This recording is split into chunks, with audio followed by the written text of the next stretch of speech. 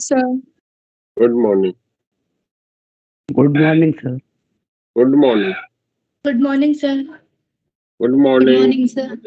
Good morning. Good morning, sir. Morning, sir. Good morning. Good morning, sir. Good morning.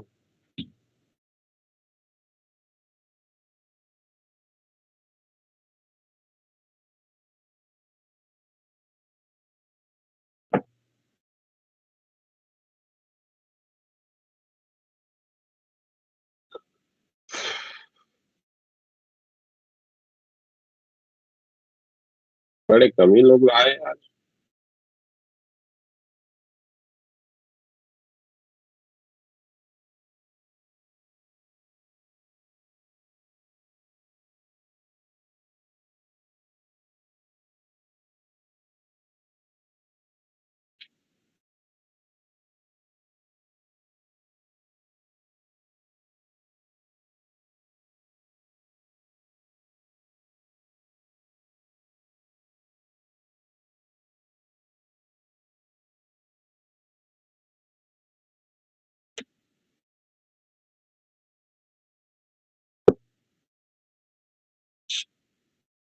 Last class में हम लोग diffraction के बारे में बातें कर रहे थे ना।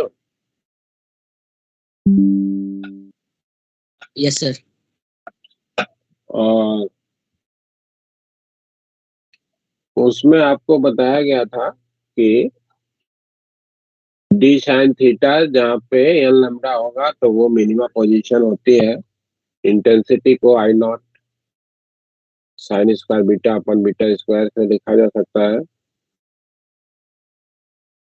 सेंट्रल जो मैक्सिमा होती है उसकी विड्थ जो है वो two D lambda by B से लिखेंगे और अदर जो मैक्सिमा आते हैं उसका डी लैम्डा बाई बी से लिखा जाएगा। ठीक है। सर्कुलर अगर अपर्चर है तो उस केस में पहला जो मिनिमा पॉइंट है उसके लिए इंफॉर्मेशन हम लोगों ने लिखी थी कि that can be written as 1.22 lambda से, है ना। Yes, sir. Yes, sir. एक मिनट। हेलो, तो दवा नहीं ली क्या गया कल?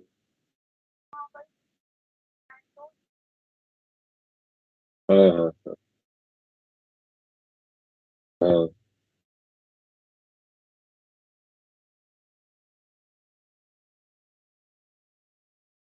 अच्छा,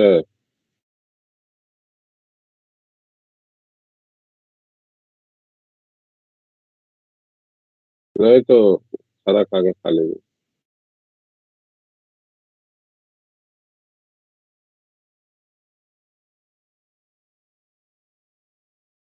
हाँ।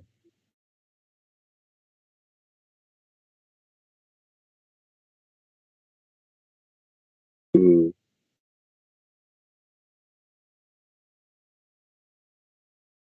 हम्म।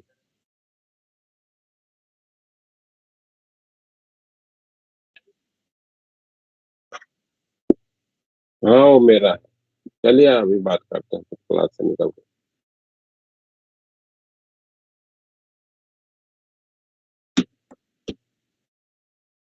हाँ तो उसमें आपको बताया गया था कि जब सर्कुलर अपर्चर है तो बी साइन थीटा जहाँ पे 1.22 लैम्डा है तो वो आपका पहला मिनिमा की पोजीशन आती है। ठीक है ना। Yes, sir. हाँ।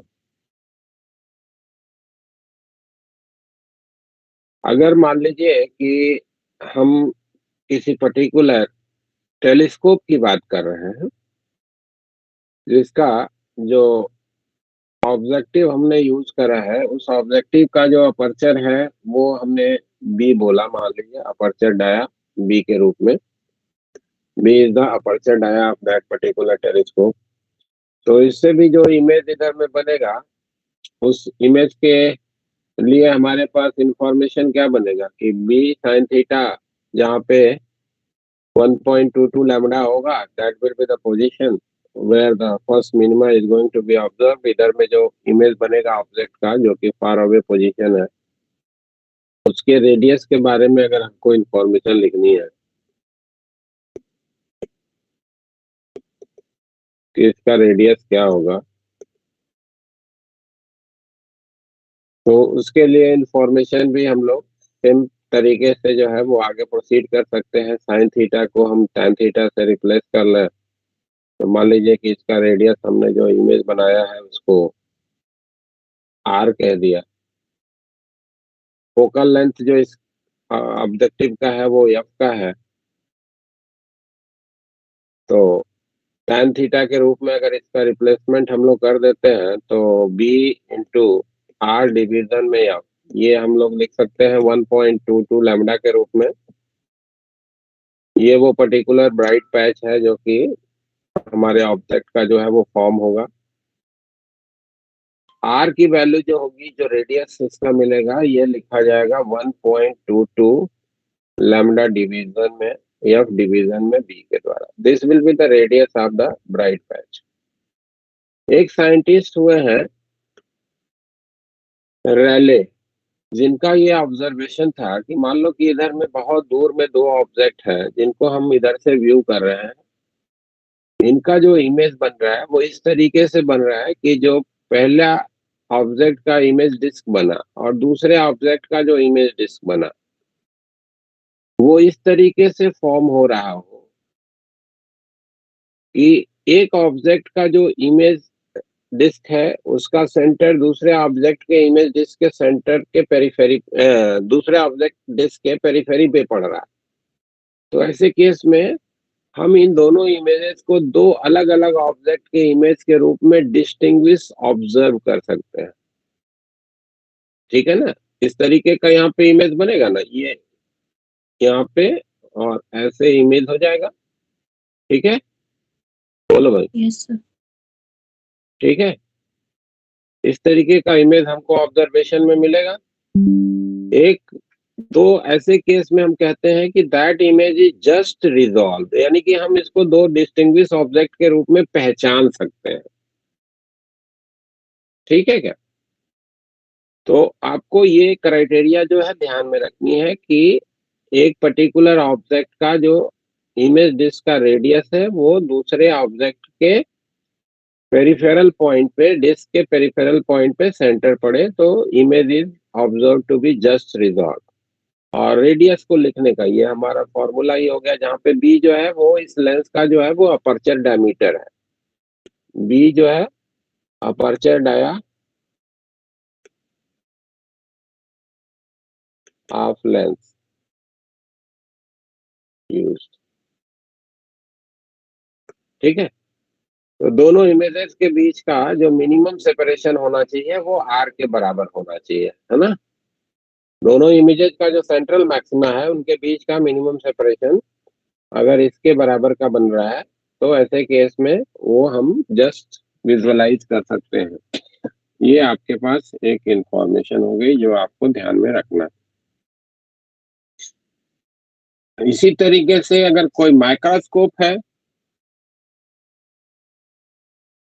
मान लो कि ऑब्जेक्टिव हो गया माइक्रोस्कोप का, और माइक्रोस्कोप के नियरर हम ऑब्जेक्ट को प्लेस करते हैं। This angle, let the angle subtended by the object at the microscope location, centre के साथ ये बीटा है जिस, और बीच में हमने ऑब्जेक्ट और ऑब्जेक्टिव के बीच में एक मीडियम डाला है जिसका रिफ्रैक्टिव इंडेक्स जो है वो म्यू का है।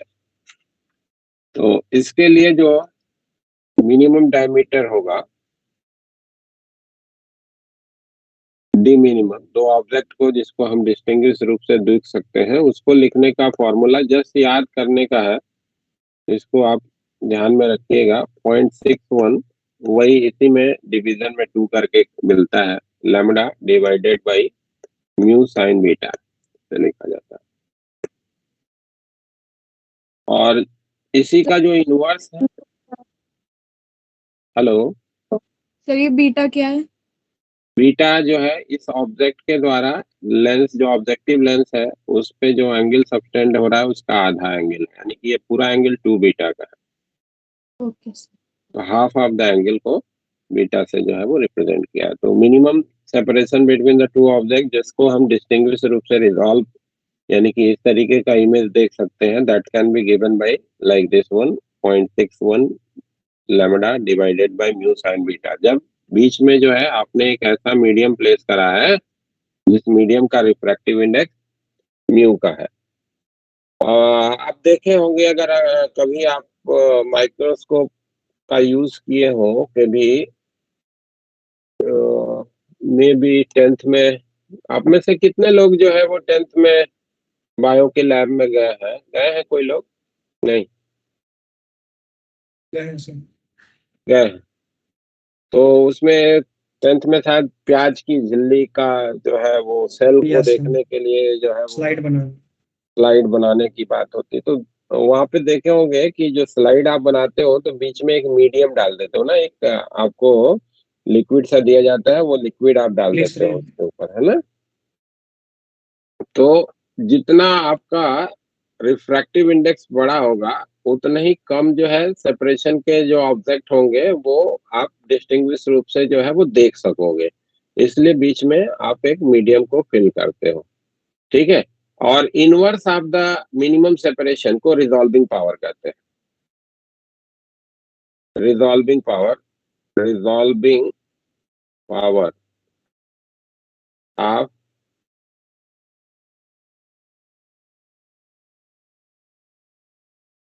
A microscope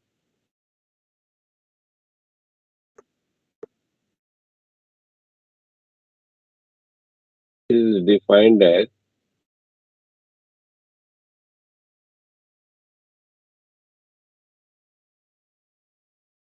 minimum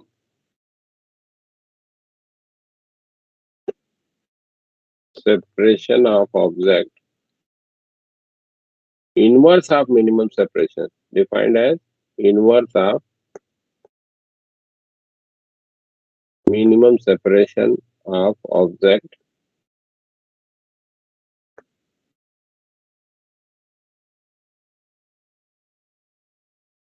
which can be viewed.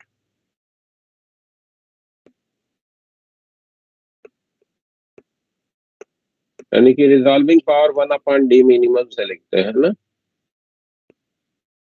Microscope के लिए। तो ये हो गया म्यू साइन बीटा डिवीजन में 0.61 लैम्डा से। तो इस तरह से आपको दो इंफॉर्मेशन हो जा रही है कि रिजॉल्विंग पावर अगर माइक्रोस्कोप की बढ़ानी है तो बीच में आप एक मीडियम डाल दो जिसका रिफ्रैक्टिव इंडेक्स जो है वो बड़ा है, तो उससे आपको बेटर रिजोल्यूशन मिलेगा इमेज का। या फिर आप ऐसी लाइट यूज करो जिसका वेवलेंथ छोटा है ना, ऐसी लाइट यूज करो जिसका वेवलेंथ जो है वो छोटा है। तो अगर आप ब्लूइश लाइट में आप अपने ऑब्जेक्ट को व्यू कर रहे होंगे तो ऐसे केस में आपको और भी छोटे ऑब्जेक्ट्स जो है वो सेम पर्टिकुलर माइक्रोस्कोप से जो है वो व्यू किए जा सकते हैं as comparison to red light के, ठीक है। जी सर। ठीक है, तो ये आपको जस्ट केवल रिमेम्बर रखिए, अगर कहीं कोई पूछे तो आप इसको कर सकते हैं यूज कि रिजॉल्विंग पावर जो है वो म्यू के प्रोपोर्शनल है और रिजॉल्विंग पावर इनवर्सली प्रोपोर्शनल है 1/λ के, 1/λ के प्रोपोर्शनल है या इनवर्सली प्रोपोर्शनल है लैम्डा के। लैम्डा जहाँ पे जो लाइट यूज करी जा रही है उस पर्टिकुलर ऑब्जेक्ट को इल्यूमिनेट करने के लिए उसका जो है वेवलेंथ है, ठीक है। तो जितना छोटा वेवलेंथ उतना बेटर रेजोल्यूशन।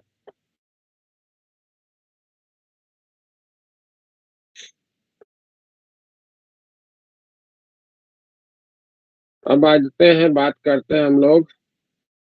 अब इसी के आधार पे एक चीज ये भी देखिएगा कि जो इलेक्ट्रॉन माइक्रोस्कोप है उसमें जो है हाईली एनर्जेटिक इलेक्ट्रॉन्स को यूज किया जाता है किसी ऑब्जेक्ट का जो है वो इमेज को जो है वो व्यू करने के लिए।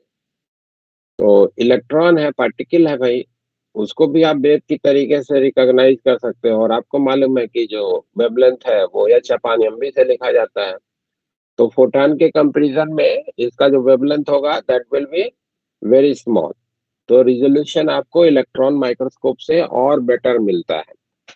ठीक है ना। अब बात अलग है कि हम वो पर्टिकुलर इमेज देख नहीं सकते, है ना, लेकिन उसको फोटोग्राफिक फिल्म पे ले सकते हैं। तो इलेक्ट्रॉन माइक्रोस्कोप में रिजोल्यूशन आपको बेटर मिलता है, बट आप वो इमेज को विजुअलाइज नहीं कर सकते, उसको फोटोग्राफिक फिल्म पे लिया जाता है और वो फिर पर्टिकुलर फिल्म को डेवलप करके आप उस पर्टिकुलर इमेज को जो है वो देखने का प्रयास करते हैं।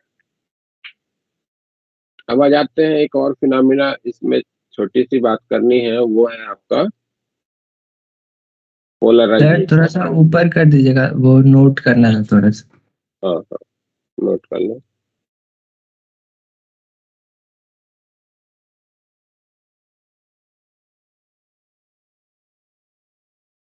मेनली जो यस प्रॉब्लम सर, इस हो सेक्टर में आपको मिलते हैं वो YDSC पे ही मिलते हैं, ठीक है। एडवांस में तो YDSC पे ही रहेगा, थोड़ा बहुत इस पे डिफ्रैक्शन पे, वो भी फ्रिंज बिट्स वगैरह वाले, वो आपके मेंस में भी मिलते हैं।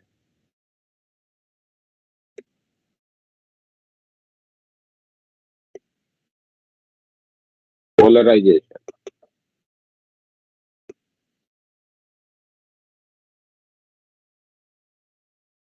आपके पास ऑब्जर्वेशन है कि जो लाइट है वो ट्रांसवर्स वेव है ना।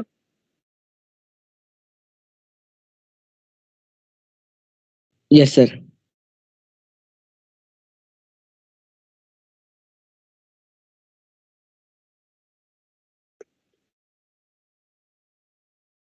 Light is a transverse wave, और पोलराइजेशन की जो फिनोमिना है, ये फिनोमिना केवल ट्रांसवर्स वेव ही शो करती है ना। जनरल फिनोमिना है ये भी वेव के लिए, लेकिन ये लॉन्गिट्यूडनल वेव जो है वो पोलराइजेशन का फिनोमिना जो है वो नहीं शो करती है। जो भी लॉन्गिट्यूडनल वेव है वो पोलराइजेशन का फिनोमिना शो नहीं करती है। जब भी कहीं भी पोलराइजेशन आप ऑब्जर्व करेंगे तो it will be associated with the transverse wave. जो नॉर्मल सोर्स ऑफ लाइट होती है, वहां से जो लाइट इमिट होती है वो अनपोलराइज्ड होती है। अब अनपोलराइज का क्या मतलब है वो भी बताते हैं। Light emitted from normal source of light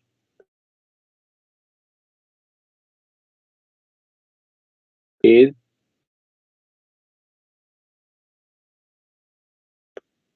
unpolarise. Unpolarise कहने का मतलब आपको ये इंफॉर्मेशन दिया गया है कि जब कभी भी किसी भी पोजीशन विशेष पे आप लाइट को ऑब्जर्व करते हैं तो जो इलेक्ट्रिक फील्ड का वेरिएशन होता है as well as magnetic field का वेरिएशन और direction of propagation of light जो होती है, दे आर म्यूचुअली परपेंडिकुलर। जैसे मान लो कि ये हमने एक सर्कुलर डिस्क बनाई जो कि इस स्क्रीन के परपेंडिकुलर है, और इस डिस्क के परपेंडिकुलर अगर हमारी लाइट वेव ट्रेवल कर रही है और इलेक्ट्रिक फील्ड अगर इस डायरेक्शन में वेरिएशन पोजेज कर रहा है, तो मैग्नेटिक फील्ड इसके परपेंडिकुलर इस डायरेक्शन में वेरिएशन पोजेज करता है। ठीक है, ये आपके पास नॉन इंफॉर्मेशन, यानी कि ये तीनों एक दूसरे के म्यूचुअली परपेंडिकुलर होते हैं। लेकिन अगर किसी नॉर्मल सोर्स ऑफ लाइट से इमिट होने वाली लाइट का किसी पर्टिकुलर पोजीशन पे खड़े होकर के आप ऑब्जर्वेशन कर रहे हैं प्रैक्टिकली, है ना, प्रैक्टिकली मतलब कोई इंस्ट्रूमेंट का यूज करते हुए, क्योंकि हमारी जो आंखें हैं वो अनपोलराइज कर सकती हैं, हमारे पास ऐसी क्षमता नहीं है आंखों में। वैसे कुछ ऐसे जो है वो इंसेक्ट्स हैं जो कि पोलराइज और अनपोलराइज लाइट को डिस्टिंग्विश कर सकती हैं, बट अपनी आंखें जो है वो पोलराइज और अनपोलराइज लाइट को डिस्टिंग्विश नहीं कर सकती। तो अगर आप एक्सपेरिमेंटेशन के थ्रू ऑब्जर्व करें, किसी पर्टिकुलर पोजीशन विशेष पे खड़े होकर के अगर ऑब्जर्व कर रहे हैं, मान लीजिए कि लाइट का प्रोपागेशन इस डायरेक्शन में है और आप इस सेक्शन पे खड़े होकर के ऑब्जर्वेशन बना रहे हैं, किसी इंस्टेंट ऑफ टाइम पे आपको मिला कि लाइट के इन्फ्लुएंस में जो इलेक्ट्रिक फील्ड है वो इस डायरेक्शन में वेरी कर रहा है, अगले इंस्टेंट पे देखेंगे तो इलेक्ट्रिक फील्ड का वेरिएशन इधर की तरफ होगा, अगले इंस्टेंट पे देखेंगे तो इलेक्ट्रिक फील्ड का वेरिएशन इस डायरेक्शन में, अगले इंस्टेंट पे देखेंगे तो इलेक्ट्रिक फील्ड का जो वेरिएशन है that is in this direction, perpendicular to the direction of propagation of light as well as perpendicular to the magnetic field direction होगा, लेकिन फील्ड का जो वेरिएशन का ओरिएंटेशन होगा वो आपको मिलेगा कि वो समय के साथ रेंडमली बदल रहा है। बात समझ में आ रही है मैं क्या कर रहा हूँ? हाँ जी सर, समझ में आ ठीक रहा है, तो इस तरीके की जो लाइट होती है इसको हम लोग बोलते हैं unpolarised light, unpolarised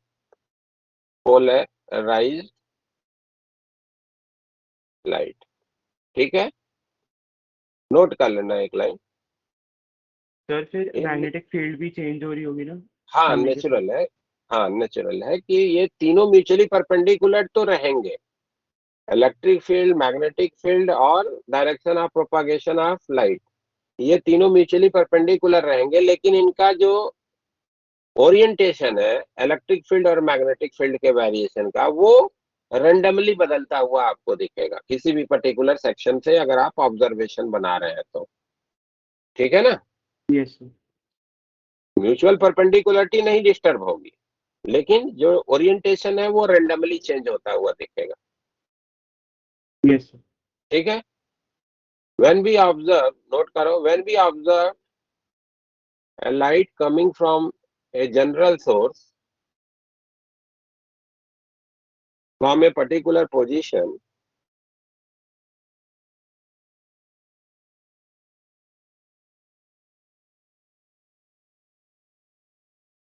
from a particular position, the orientation of variation of electric field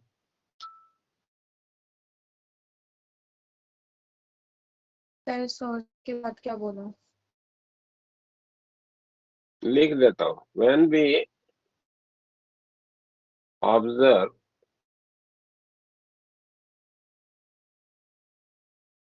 variation of electric field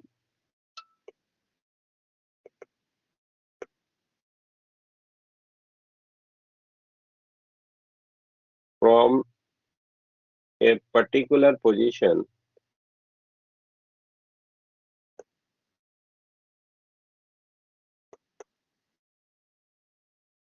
for light coming from a general source,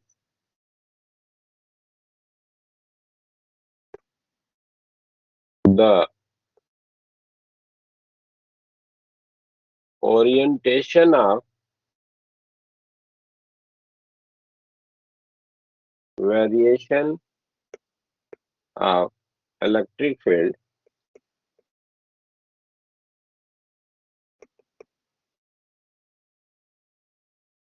is observed to be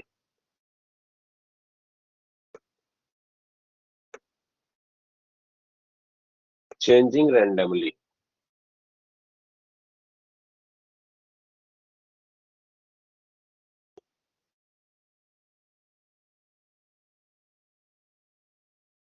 Randomly, ठीक है। अब चेंजिंग रेंडमली का मतलब ये मैं नहीं कह रहा कि इलेक्ट्रिक फील्ड मैग्नेटिक फील्ड के बीच का भी एंगल बदलेगा, वो 90 पे मेंटेन रहेगा, ई क्रॉस बी वी के डायरेक्शन में हमेशा रहेगा, ई क्रॉस वी का जो डायरेक्शन होगा वो हमेशा इन डायरेक्शन ऑफ वी मिलेगा।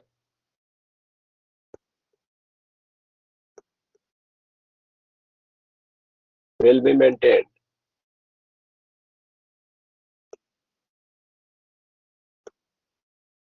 ये क्राइटेरिया नहीं बदलेगी, है ना, लेकिन फील्ड का जो डायरेक्शन होगा वो रेंडमली बदलता हुआ आपको ऑब्जर्वेशन में आएगा। Such type of light is known as unpolarized light. Such type of light is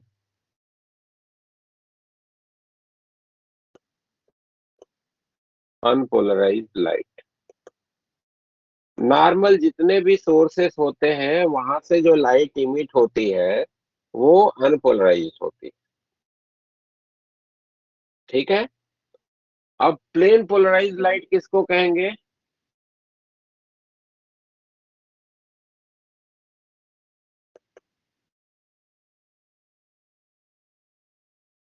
plane polarised light किसको कहेंगे? अगर आप किसी पर्टिकुलर पोजीशन पे खड़े होकर के आप ऑब्जर्वेशन बना रहे हैं और जो इलेक्ट्रिक फील्ड का वेरिएशन है उसका ओरिएंटेशन एक ही पर्टिकुलर फिक्स डायरेक्शन में है, ठीक है ना। यानी कि मान लो कि लाइट हमारी इधर की तरफ प्रोपागेट कर रही है और आप यहाँ पे ऑब्जर्व कर रहे हैं खड़े होकर के, हमेशा ये स्क्रीन के प्लेन में ही इलेक्ट्रिक फील्ड बदल रही है ना। इसी तरीके से इलेक्ट्रिक फील्ड का वेरिएशन इसी डायरेक्शन में हमेशा है ना। किसी भी इंस्टेंट पे आप ऑब्जर्व कर रहे हैं तो स्क्रीन के प्लेन में ही इलेक्ट्रिक फील्ड का वेरिएशन है ऑलवेज। तो ऐसे केस में आप इस लाइट को क्या कहेंगे? Plane polarise light. ठीक है। जैसे इसको और भी सिंपल तरीके से समझना है तो आप ऐसे समझो ना, जैसे आपकी रस्सी है ना। इस रस्सी को आपने खींच के रखा है और इधर से ऐसे इसको ऑसिलेट करा रहे हैं, है ना, इधर इधर मूव करा रहे हैं। तो इसमें इस तरीके का जो है वो पल्स जो होगी that is going to be travel. अब किसी भी पॉइंट पे आप रस्सी का टुकड़ा देखेंगे तो ये टुकड़ा जो होगा वो इसी लाइन के अलोंग हमेशा जो है वो मूव कर रहा होगा, है ना। Yes sir. तो ये जो रस्सी वाली जो वेव है वो आपकी प्लेन पोलराइज्ड है। ठीक है। ये जो वेव है वो प्लेन पोलराइज्ड है। तो यहाँ पे भी अगर आपका ऑब्जर्वेशन बन रहा है कि इलेक्ट्रिक फील्ड का वेरिएशन हमेशा एक ही पर्टिकुलर ओरिएंटेशन में है तो उस पर्टिकुलर लाइट को हम लोग क्या कहेंगे? Plane polarised light. If the variation of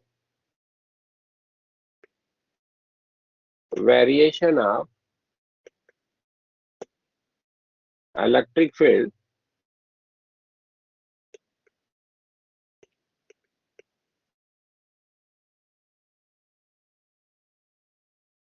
at a particular place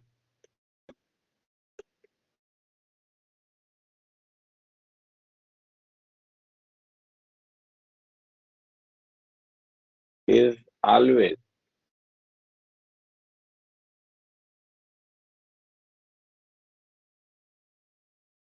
along a specific line,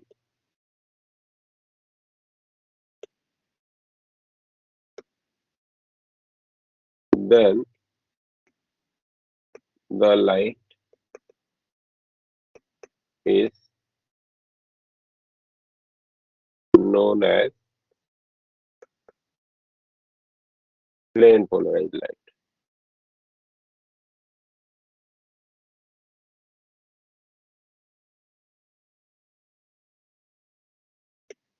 ठीक है।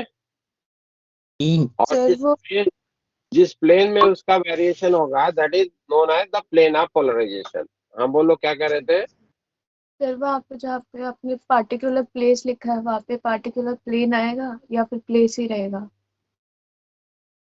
The variation of electric field at a particular place, at a particular place okay sir. Is always along a specific line. ठीक है।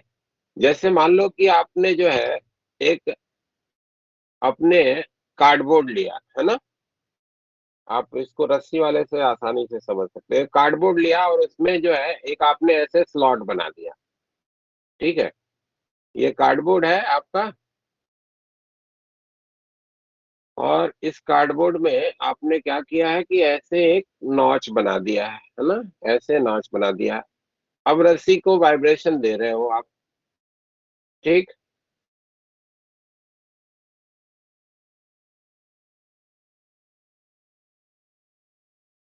तो इस तरीके की wave हमारी रस्सी में ट्रेवल करती हुई जा रही है। अब इस कार्डबोर्ड का ओरिएंटेशन मान लो कि आपने थोड़ा सा बदल दिया, नॉच का, ऐसे नाच का ओरिएंटेशन आपने बदल दिया, कार्डबोर्ड को ऐसे प्लेस कर दिया। तो अब आप जब देखोगे तो इधर साइड में जो लाइट होगी वो, उसका जो वेरिएशन का प्लेन होगा वो इसके अलोंग हो जाएगा ना, ऐसे ऐसे। अब ये वेरिएशन आपको ऑब्जर्वेशन में आएगा। अब एक प्लेन में ये फिगर मैं बना नहीं पा रहा हूँ प्रॉपर, ठीक है ना।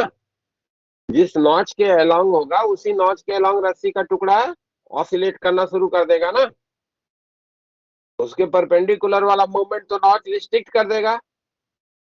तो यस यहाँ पे अगर ये इसका प्लेन ऑफ पोलराइजेशन हमारे इस स्क्रीन के प्लेन में है, तो ये स्क्रीन के प्लेन के साथ ऐसे एंगल पे हो जाएगा यहाँ पे, ठीक है ना।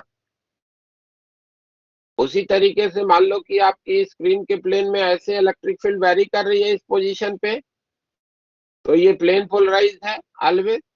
या आप ऐसा भी अरेंजमेंट बना सकते हो कि इलेक्ट्रिक फील्ड जो है वो स्क्रीन के परपेंडिकुलर डायरेक्शन में हमेशा ऑसिलेट कर रही हो, है ना। यहाँ पे इलेक्ट्रिक फील्ड का जो वेरिएशन है वो हमारा हमेशा स्क्रीन के परपेंडिकुलर डायरेक्शन में, तो ये भी इसका पोलराइज लाइट कहलाएगी। ये डॉट से हमने वेरिएशन को दिखाया है, ठीक है। इलेक्ट्रिक फील्ड का वेरिएशन इस डायरेक्शन में परपेंडिकुलर टू द स्क्रीन, तो इसका प्लेन ऑफ पोलराइजेशन क्या हो जाएगा, परपेंडिकुलर टू द स्क्रीन। ये हमारा प्लेन ऑफ पोलराइजेशन हो जाएगा, ठीक है भाई। Yes sir. बात समझ में आ रही है क्या कहा जा रहा है। Yes sir. तो ये एक तरीके की पोलराइजेशन हो गई जिसको आप प्लेन पोलराइज लाइट कहते हैं। अब मान लीजिए कि आप किसी पर्टिकुलर पोजीशन पे खड़े होकर के आप ऑब्जर्वेशन कर रहे हैं, और आपको क्या मिल रहा है कि जो इलेक्ट्रिक फील्ड फील्ड का टिप है वो एक किसी सर्किल के पेरीफेरी पे ऐसे रिवोल्यूशन परफॉर्म कर रहा है, ऐसे घूमता हुआ आपको दिख रहा है कि ऐसे ऐसे घूम रहा है इलेक्ट्रिक फील्ड का जो टिप है। टिप मतलब एम्पलीट्यूड के करस्पॉन्डिंग वाला पॉइंट, ठीक है ना। एक सर्किल के पेरिफेरी पे रिवॉल्व करता हुआ आपको टिप का ऑब्जर्वेशन मिलता है। तो ऐसे केस में उस लाइट को हम लोग कहते हैं circularly polarised light.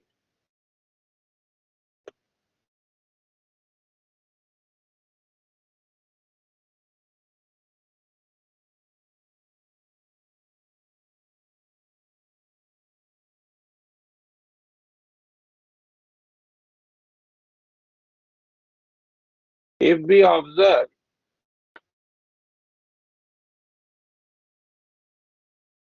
that tip of electric field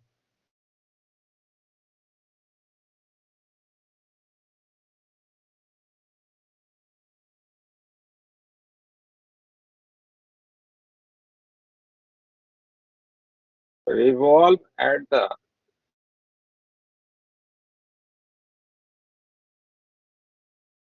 periphery of a circle at a particular point,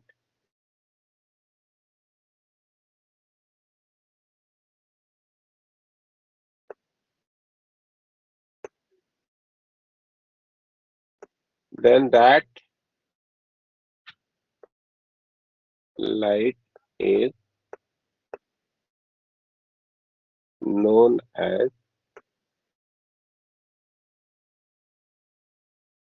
circularly polarized light,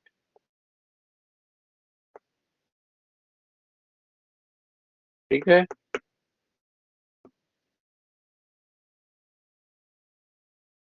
और एक और तरीके का पोलराइजेशन होता है जिसको इलिप्टिकली पोलराइज कहते हैं।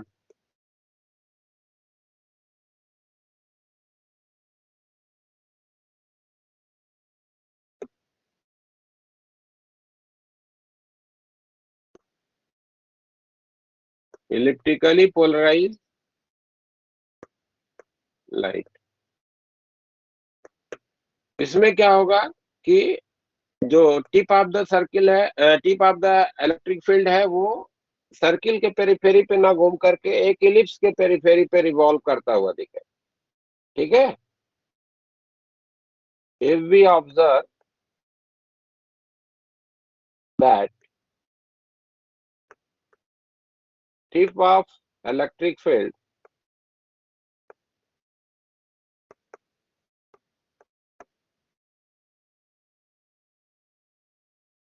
revolves at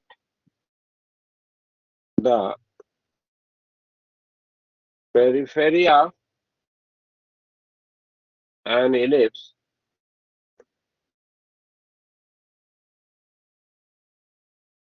then that light is known as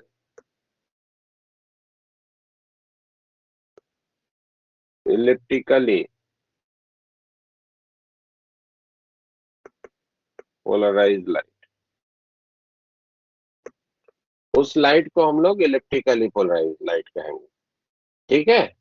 तो इधर में सर्किल के पेरीफेरी पे घूम रहा था, इधर में ऐसे इलिप्स टेस्ट कर रहा हूं, है ना। टिप जो है वो इलिप्स के पेरीफेरी पे ऐसे घूमता हुआ दिखे। ठीक है, ऐसे ऐसे। तो उस केस में इसको हम लोग इलिप्टिकली पोलराइज लाइट के रूप में जो है वो रिकॉग्नाइज करेंगे। एक बार देखते हैं कहीं नेट पे आपको इसका फिगर दिख जाए ना तो प्रॉपर समझ में आ जाएगा।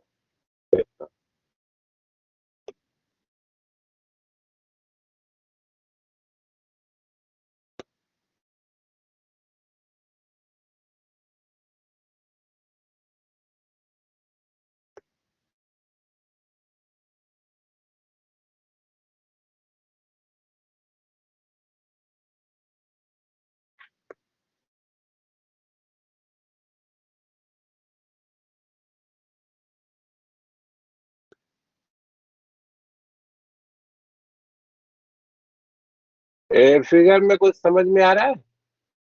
ये देखो, जैसे यहाँ पे देखो तो इलेक्ट्रिक फील्ड जो है इधर में आपको क्या दिख रहा है कि इसका डायरेक्शन जो है वो रेंडमली बदल रहा है ना, कभी इधर है, कभी उधर है, कभी उधर है। ये अनपोलराइज्ड है। और इधर में हमेशा इसी प्लेन में ये जो है वो इलेक्ट्रिक फील्ड का वेरिएशन अपीयरेंस में आ रहा है। इस डिस्क के इधर देखो, इस डिस्क के इधर देखो, दिख रहा है क्या कुछ? क्लियरिटी आ रही है? यस यस हैं? तो ये वाली जो लाइट है वो अनपोलराइज्ड है ना। कभी इसी पोजीशन पे देखे तो इधर के इस ओरिएंटेशन में बदल रही थी, इधर में इस ओरिएंटेशन में, अभी इधर इस ओरिएंटेशन में थी। तो रेंडमली जो है वो ओरिएंटेशन ऑफ द वेरिएशन आपको चेंज करता हुआ दिख रहा है, तो ये अनपोलराइज्ड है। और इधर में आपको क्या मिल रहा है कि हमेशा एक ही पर्टिकुलर प्लेन में ये पर्टिकुलर लाइट का इलेक्ट्रिक फील्ड का वेरिएशन अपीयरेंस में आ रहा है, तो इसको आप बोलोगे प्लेन पोलराइज लाइट। दिख रहा है क्या प्रॉपर? Yes sir. अब देख लेते हैं सर्कुलरली का भी आता है फिगर, कुछ ऐसा दिखता है क्या? कहीं वीडियो टाइप का दिखे तो प्रॉपर समझ में आ जाएगा।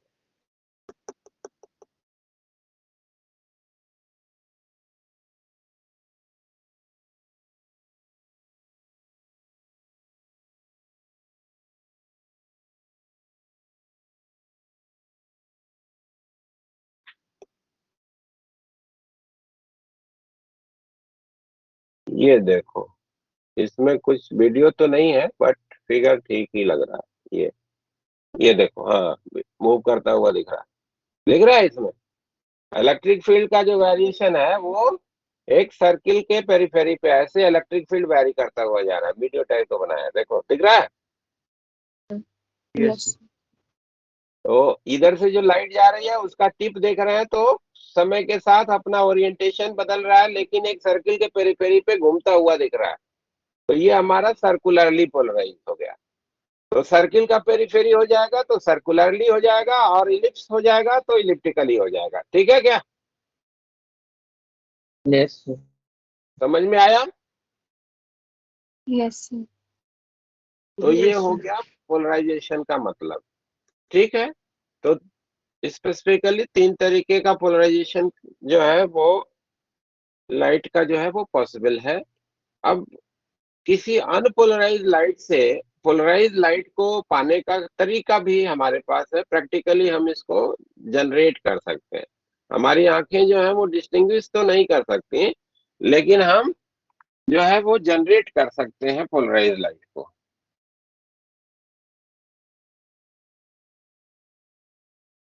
जो डिवाइस यूज किया जाता है उसको आप बोलते हैं पोलराइजर।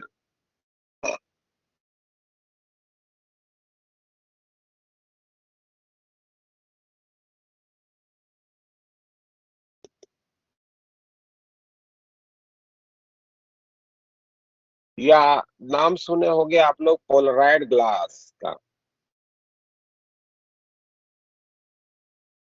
है? नाम सुने हो पोलराइड ग्लास का? No sir. नहीं सुने?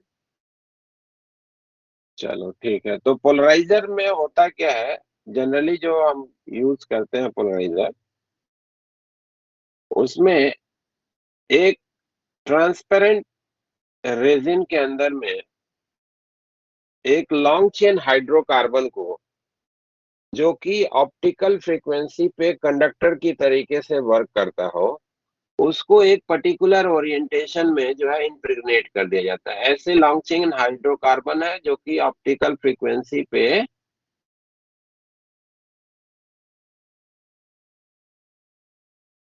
कंडक्टर की तरीके से वर्क करता है। ऐसे लॉन्ग चेन हाइड्रोकार्बन को अगर आप इम्प्रेग्नेट कर दिए एक ट्रांसपेरेंट मीडियम में, तो ये आपका जो अरेंजमेंट होगा that can work like a polariser.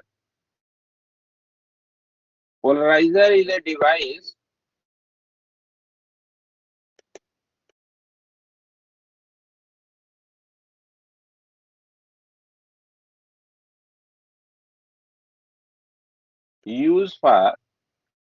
used to convert unpolarized light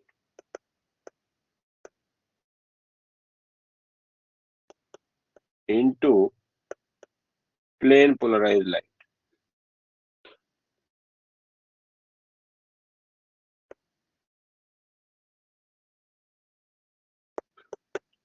ठीक है।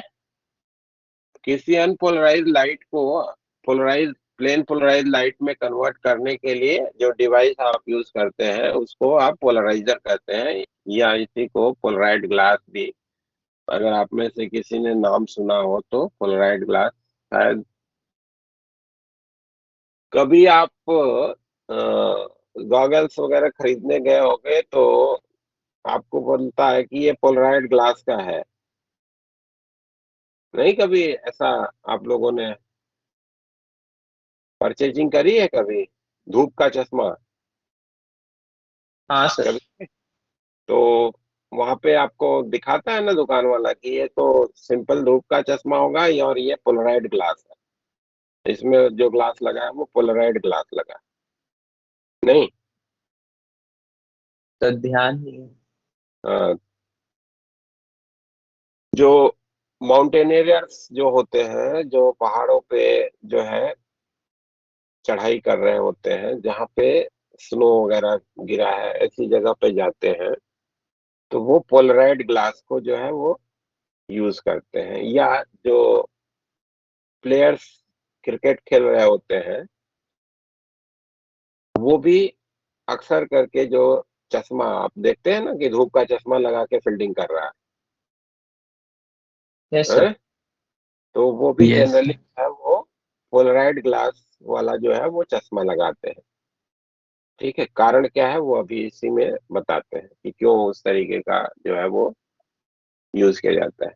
या अगर नाइट ड्राइविंग कभी कर रहे हैं तो भी आप पोलराइड ग्लास को अगर यूज करेंगे तो आपका जो है वो, कभी कभी देखते हैं ना कि सामने से जब गाड़ी आ रही होती है रात में और उसने अपनी लाइट ऑन करा है, तो जब आपके आंखों पे रोशनी पड़ती है तो आंखें एकाएक चकाचौंध हो जाती हैं।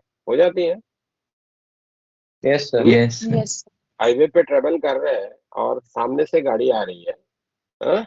तो एकाएक जब गाड़ी सामने आती है तो एक पर्टिकुलर पोजीशन के करस्पॉन्डिंग आपको बहुत ज्यादा ग्लेयर महसूस होता है आंखों में, है ना? जी सर। Yes sir. तो अगर उस ग्लेयर से बचना चाहते हैं, यानी कि आपकी आंखें झपक न जाए, और उसमें आपको ऐसा ग्लेयर आता है कि आंखें बंद भी हो जाती है क्षण भर के लिए, है ना, तो उस ग्लेयर से यस। अगर बचना चाहते हैं तो वहां पे आप ये पोलराइड ग्लास का चश्मा जो है वो यूज कर सकते हैं। ठीक है। और ये ग्लेयर जो है वो माउंटेनियर्स को जो है वो बहुत ज्यादा जो है वो अपीयरेंस में आता है ना। तो जब जो कोई भी माउंटेनियर्स होते हैं वो हमेशा पोलराइड ग्लास का जो है वो चश्मा लगा करके जो है वो ऊपर चढ़ाई करते हैं। ठीक है। उसी तरीके यस। से जो क्रिकेट का फील्डर है, जब वो फील्डिंग कर रहा होता है तो कई बार उसको बॉल को कैच करने के दौरान जो है वो ऊपर की तरफ देखना पड़ता है, हाँ, मे बी कि वो फ्लड लाइट की तरफ देख ले, हाँ, अगर डे नाइट मैच है, या दिन में कभी सूरज के सामने से पड़ जाए तो उसकी आंखें बंद हो जाएंगी, बॉल वो कैच नहीं कर पाएगा, दिखेगा नहीं, आंखें बंद हो जाएंगी। ठीक है। Safety yes. पर्पज के लिए यस सर। आंखें अपने आप बंद हो जाती हैं रिफ्लेक्स एक्शन में। ठीक है, तो बॉल उसके दिखेगी नहीं और वो कैच जो है ड्रॉप कर देगा। ठीक। तो उसी ग्लेयर से बचने के लिए जो है वो प्लेयर्स जो है वो पोलराइड ग्लास का जो है वो चश्मा जो है वो लगाते हैं। ठीक है ना।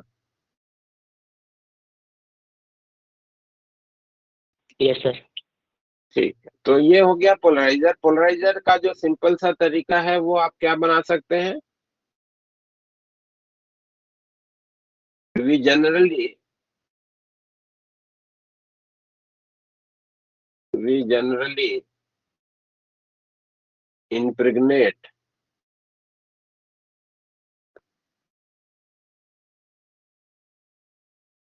long chain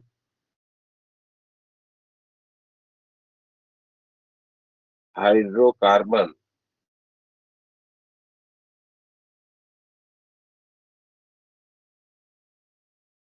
which is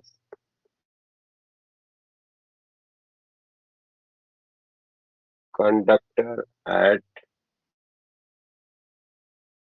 optical frequency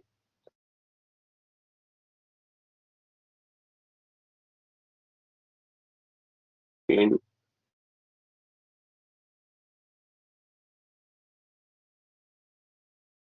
transparent epoxy resin in a particular orientation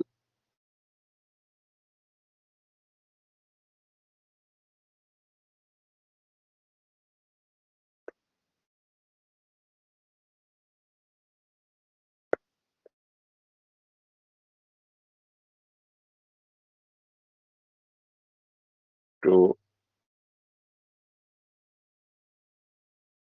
create a polarizer। ठीक है।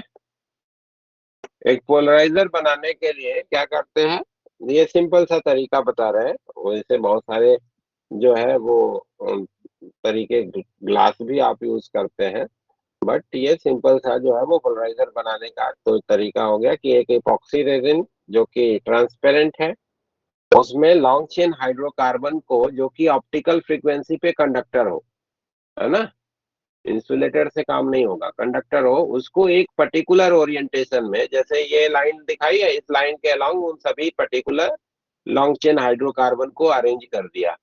ठीक है। तो ये क्या बन गया हमारा, पोलराइड गया। ठीक है। अब इससे कैसे लाइट पोलराइज हो जा रही है उसको समझते हैं। हाँ? मान लो कि ऐसा हमारा कोई जो है वो पोलराइजर है जिसमें एक पर्टिकुलर ओरिएंटेशन में हमने लॉन्ग चेन हाइड्रोकार्बन को जो है वो इम्प्रेग्नेट करके रखा है। ठीक है।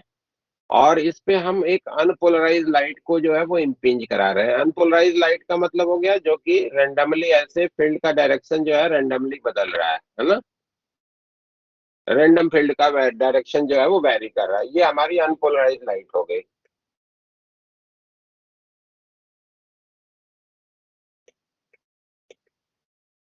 अब जब इस लाइट को इस पोलराइजर के ऊपर जो है हम इम्पिंज कराएंगे तो किसी भी इंस्टेंट पे जो भी हमारा फील्ड का डायरेक्शन होगा उस डायरेक्शन को हम दो डायरेक्शन के कंपोनेंट के रूप में दिखा सकेंगे।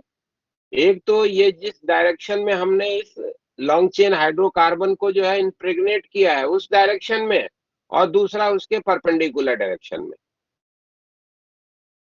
जो perpendicular to the long chain hydrocarbon का डायरेक्शन होता है इसको हम बोलते हैं ट्रांसमिशन एक्सिस। इसका जो परपेंडिकुलर डायरेक्शन है इसको बोलते हैं ट्रांसमिशन एक्सिस।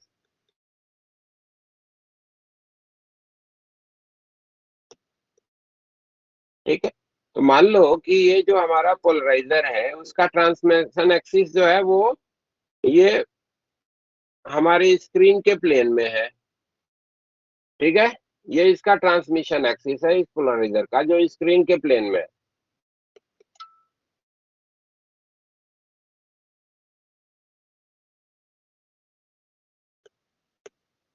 और इलेक्ट्रिक फील्ड का आपने कंपोनेंट किया, तो इलेक्ट्रिक फील्ड का वो कंपोनेंट जो कि इस लॉन्ग चेन हाइड्रोकार्बन के अलोंग है वो क्या करेगा, इस पर्टिकुलर लॉन्ग चेन हाइड्रोकार्बन जो कि कंडक्टर है उसके जो फ्री इलेक्ट्रॉन्स हैं उस फ्री इलेक्ट्रॉन्स को मूव कराने में कंज्यूम हो जाएगा।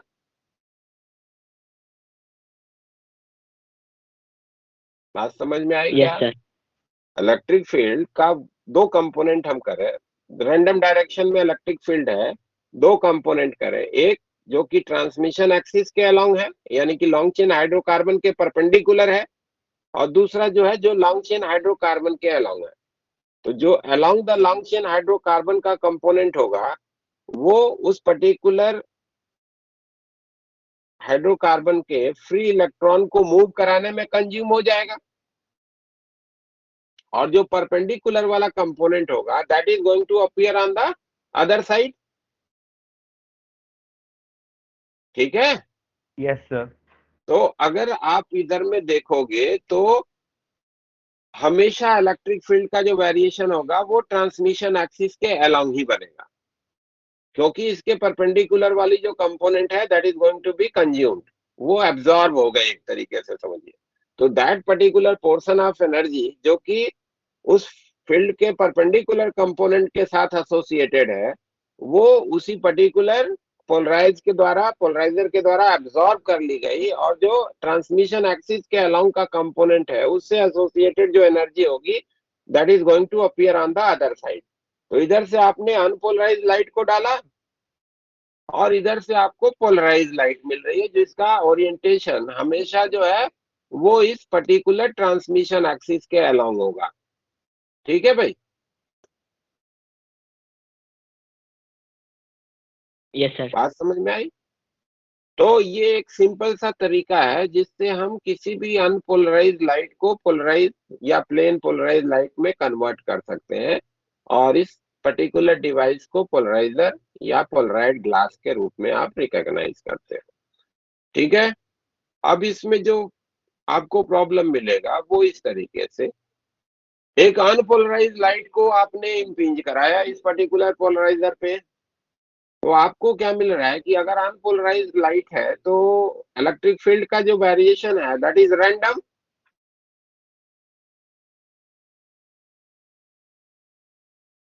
अगर अनपोलराइज्ड यस। लाइट है तो इलेक्ट्रिक फील्ड का जो वेरिएशन होगा वो रैंडम होगा। तो अगर इलेक्ट्रिक फील्ड का यस। वेरिएशन अगर रैंडम है तो हर डायरेक्शन आइडेंटिकल डायरेक्शन की तरीके से हम ले सकते हैं for a long duration of time. Yes sir. तो ऐसे केस में अगर एक पोलराइजर के ऊपर हम अनपोलराइज्ड लाइट को इम्पिंज करा रहे हैं भाई, ये अनपोलराइज्ड लाइट है इसको इम्पिंज कराया,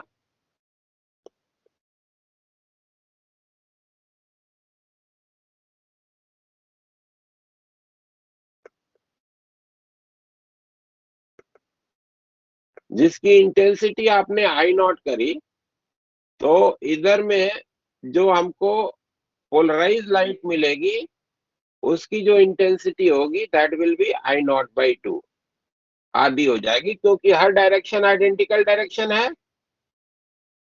ठीक है, तो अदर साइड में जो इंटेंसिटी ऑफ द लाइट होगी that will be just half. Clear है भाई? एक पॉइंट नोट करना ही है, व्हेन अनपोलराइज लाइट, पहला point, when an unpolarized light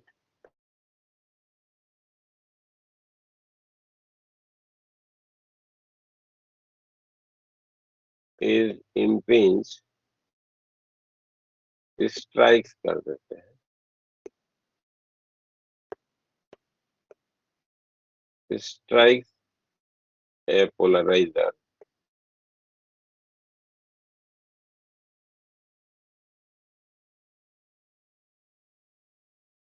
the intensity of light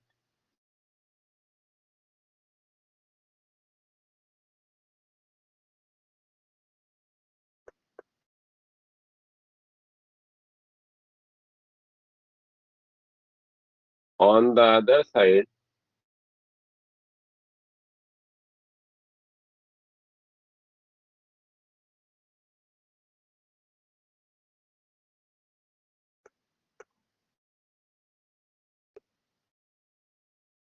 become half।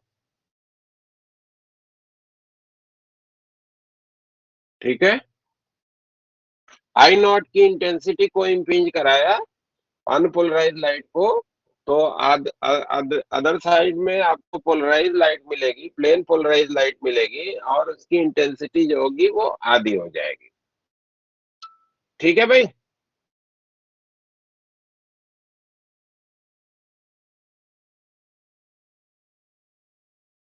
Clear? Yes sir. अब मान लो कि Yes, आप sir. एक प्लेन पोलराइज लाइट को इम्पिंज करा रहे हो, ये आपका पोलराइजर है, ये पोलराइजर है, और इस पे आप ये प्लेन पोलराइज लाइट को इम्पिंज करा रहे हो।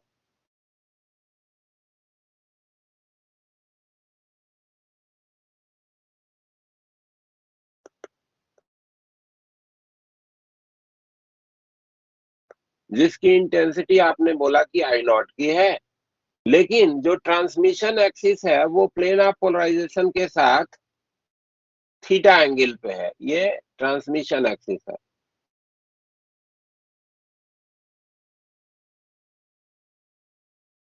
ट्रांसमिशन एक्सिस जो है वो थीटा एंगल पे है, यानी कि ये इलेक्ट्रिक फील्ड जो है इस डायरेक्शन में वैरी कर रहा था, और ये ट्रांसमिशन एक्सिस के साथ जो है वो थीटा एंगल पे है। ठीक है भाई, थीटा एंगल पे वेरिएशन था, इसी के पैरेलल खींच देता है इधर।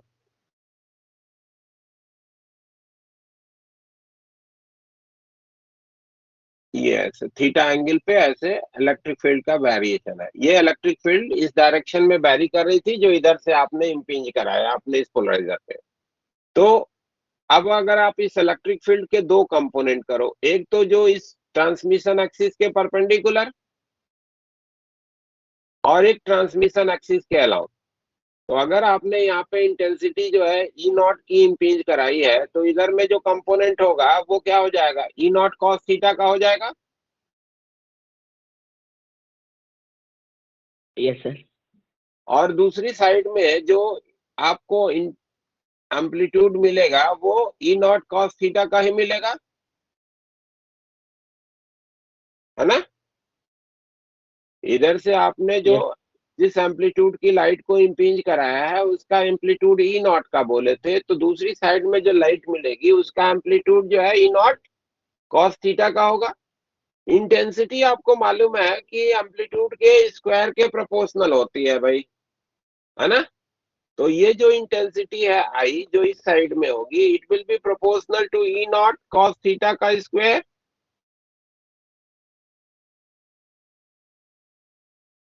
Yes, और sir. जबकि इधर की जो इंटेंसिटी है आई नॉट, ये प्रोपोर्शनल है किसके, ई नॉट के स्क्वायर के, यानी कि जो आई और आई नॉट में रिलेशन होगा वो आप लिख सकते हैं आई नॉट कॉस स्क्वायर थीटा। तो दूसरी साइड में जो है आपको फिर से प्लेन पोलराइज लाइट मिलेगी जिसका पोलराइजेशन का प्लेन क्या होगा, ट्रांसमिशन एक्सिस का प्लेन, लेकिन जो इंटेंसिटी होगी वो ई नॉट कॉस स्क्वायर थीटा से लिखी जाएगी। इसको माउल्स फार्मूला भी बोलते हैं या माउल्स लॉ भी बोलते हैं। इसको मॉल्स लॉ कहते हैं।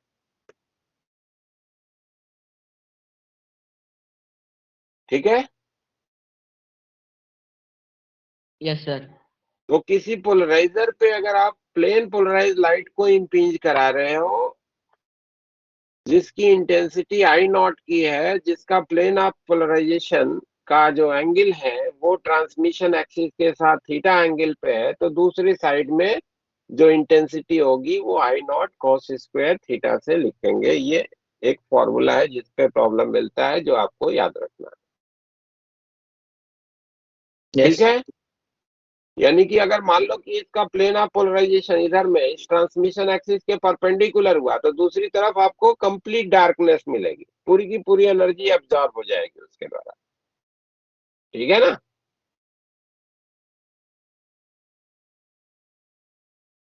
Yes yes. सर।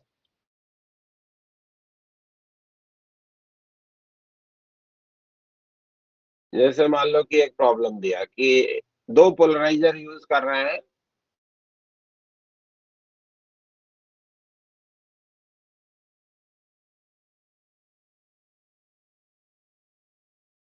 ये दो पोलराइजर है, पोलराइजर नंबर 1 और ये पोलराइजर नंबर 2। पोलराइजर नंबर 2 का जो ट्रांसमिशन एक्सिस है, पोलराइजर नंबर 1 का जो ट्रांसमिशन एक्सिस है उससे 30 डिग्री के एंगल पे है। और इधर से आपको बोला गया कि एक अनपोलराइज लाइट को हमने इम्पिंज करा दिया है ना, आई नॉट की इंटेंसिटी का। तो यहाँ पे इंटेंसिटी क्या होगी ये आपको पूछा जा रहा है कि सेकंड पोलराइजर के बाद इंटेंसिटी क्या होगी। तो आपके पास ऑब्जर्वेशन क्या बनेगा भाई, कि जब इस पोलराइजर के थ्रू ये लाइट पास होगी तो ये प्लेन पोलराइज हो जाएगी, उसका प्लेन ऑफ पोलराइजेशन जो बनेगा वो ट्रांसमिशन एक्सिस के अलोंग होगा, और इसकी इंटेंसिटी कितनी हो जाएगी, पहले पोलराइजर से बाहर जाने के आई बाद नॉट बाय बाई टू की हो जाएगी। ठीक है। अब जब ये आके इस पे टकराएगी तो इधर में इंटेंसिटी I2, जिसका प्लेन ऑफ पोलराइजेशन क्या होगा, इसका ट्रांसमिशन एक्सिस हो जाएगा, इसके ट्रांसमिशन एक्सिस के अलोंग इसका प्लेन ऑफ पोलराइजेशन होगा। I2 जो होगा वो लिखा जाएगा I1 कॉस स्क्वायर 30 ना। यस बोलो सर। भाई। तो I1 की वैल्यू हो गई I0/2 multiplied by I2 cos 30 की वैल्यू √3/2 का होल स्क्वायर। तो ये हो जाएगा, दूसरी साइड में जो आपको इंटेंसिटी मिलेगी इधर में वो 3I0/8 की मिलेगी। ठीक है। तो ऐसे सिंपल प्रॉब्लम जो है वो इधर में आपको मिलते हैं, तो इसको आपको ध्यान में रखना है। क्लियर है भाई।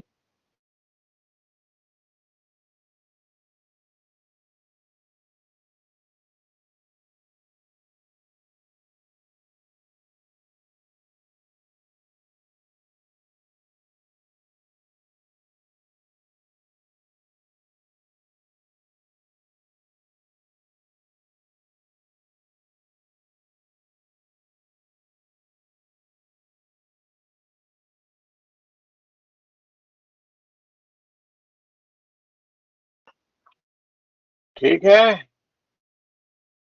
Yes sir. Polarization by reflection.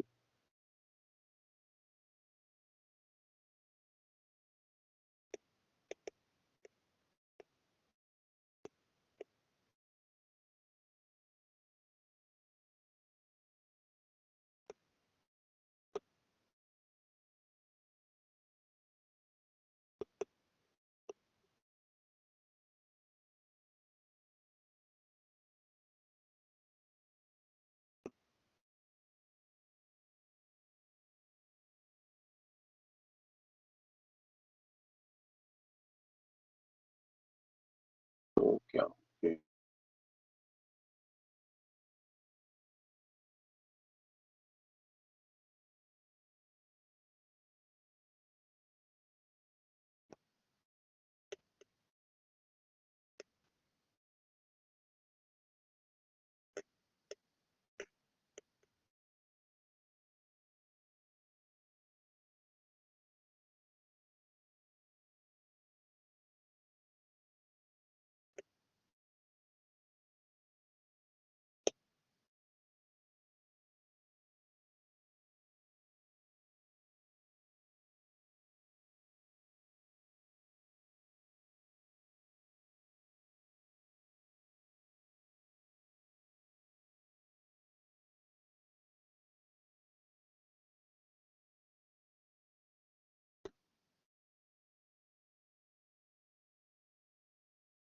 देखें इसमें फिगर बना नहीं।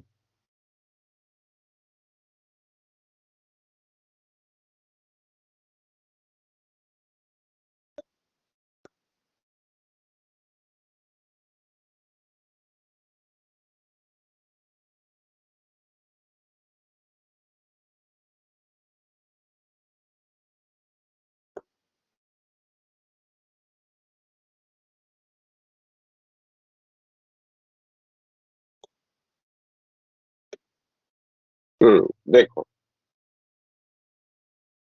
जब कोई भी पर्टिकुलर लाइट, इसी फिगर से ही समझ लेते हैं। हम सोच रहे थे कि थोड़ा सा कलर बढ़िया फिगर होगा तो अच्छा है, बट आइए, नहीं दिख रहा तो हम ड्रा ही कर देते हैं वो फिगर को। ये मान लीजिए कि एक सरफेस है, जिस सरफेस ऑफ डिसकंटिन्यूटी पे आकर के लाइट जो है वो टकरा रही है। इधर का जो मटेरियल है उसका रिफ्रैक्टिव इंडेक्स इधर वाले के कंपैरिजन में म्यू का है, और इस पे आप एक अनपोलराइज लाइट को इम्पिंज करा रहे हैं, है ना। ये लाइट जो है इस पर्टिकुलर सरफेस पे जो आके इम्पिंज हो रही है वो अनपोलराइज लाइट है, इधर की तरफ प्रोपागेट कर रही है।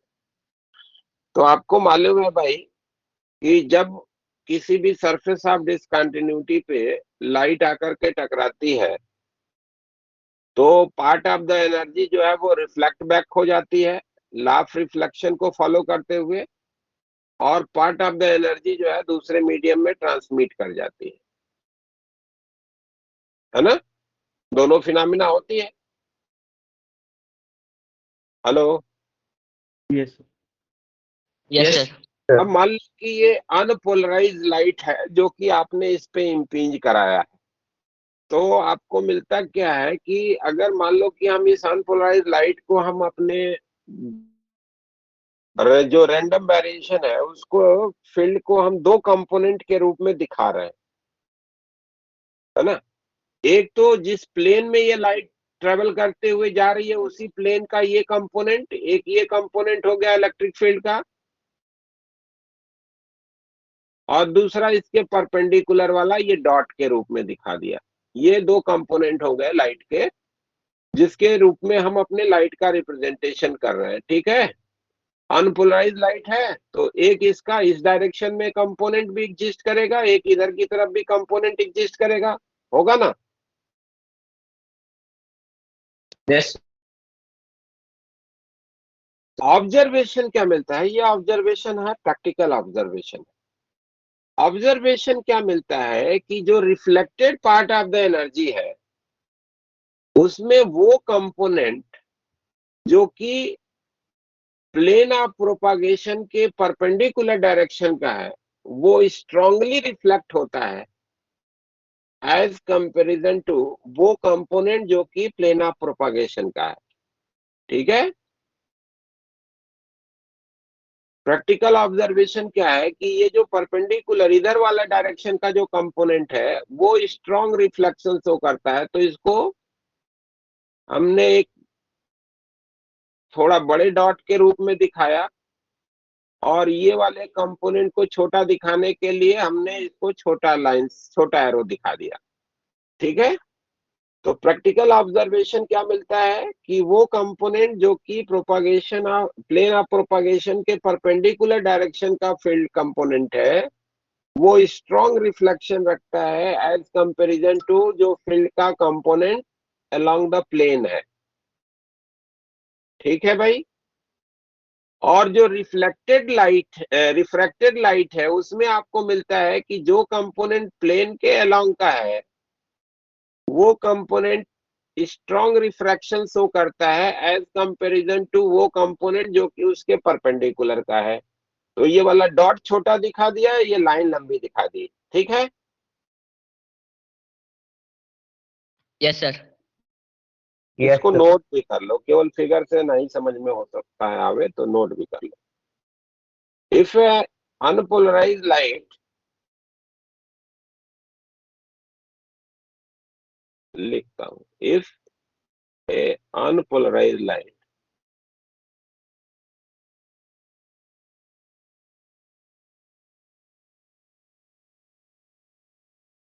strikes a surface of discontinuity,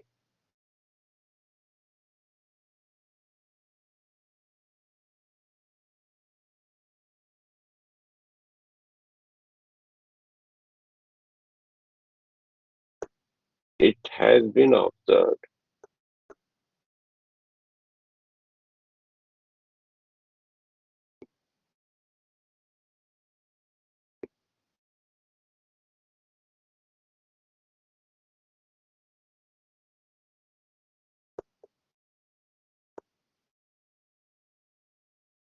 electric field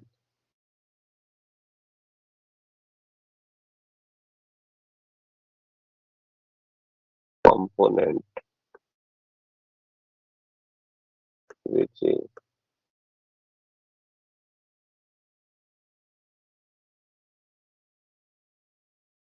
perpendicular to plane of propagation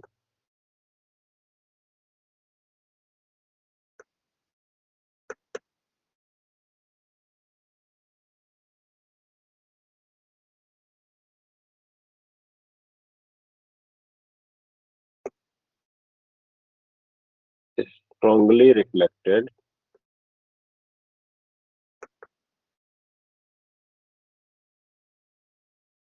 while the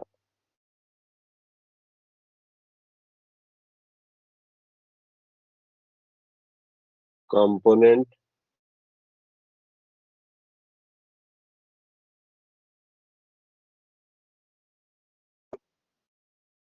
in plane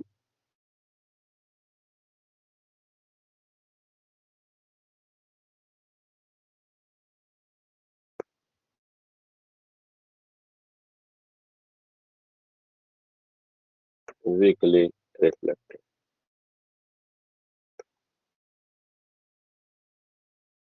ठीक है, प्लेन ऑफ प्रोपागेशन में जो कंपोनेंट है वो वीक रिफ्लेक्शन दिखाता है, जबकि उसके परपेंडिकुलर वाला जो कंपोनेंट है वो स्ट्रॉन्ग रिफ्लेक्शन दिखाता है, और उसी का उल्टा रिफ्रैक्शन में है।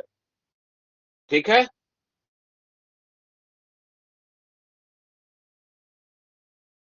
एक साइंटिस्ट Yes, sir. है जिनका नाम है ब्रेवेस्टर। उन्होंने ऑब्जर्व क्या किया कि अगर मान लो कि हम ये जो एंगल ऑफ इंसिडेंस है, इस एंगल ऑफ इंसिडेंस को बदलते जाएं तो एक पर्टिकुलर एंगल ऐसा मिलता है जिस एंगल पे अगर इम्पिंजमेंट कराया जा रहा है, तो ऐसे केस में जो रिफ्लेक्टेड लाइट है वो प्लेन पोलराइज हो जाती है, यानी कि ये जो कंपोनेंट अलोंग द प्लेन वाला है वो कंपोनेंट पूरा का पूरा डिसअपियर हो जाता है। ठीक है, केवल परपेंडिकुलर वाला ही कंपोनेंट जो है वो एग्जिस्टेंस में आता है। एक पर्टिकुलर एंगल पे जब आप एंगल इम्पिंजमेंट करा रहे हैं तो ऐसा ऑब्जर्वेशन पाया गया साइंटिस्ट किसके द्वारा, ब्रेवेस्टर के द्वारा।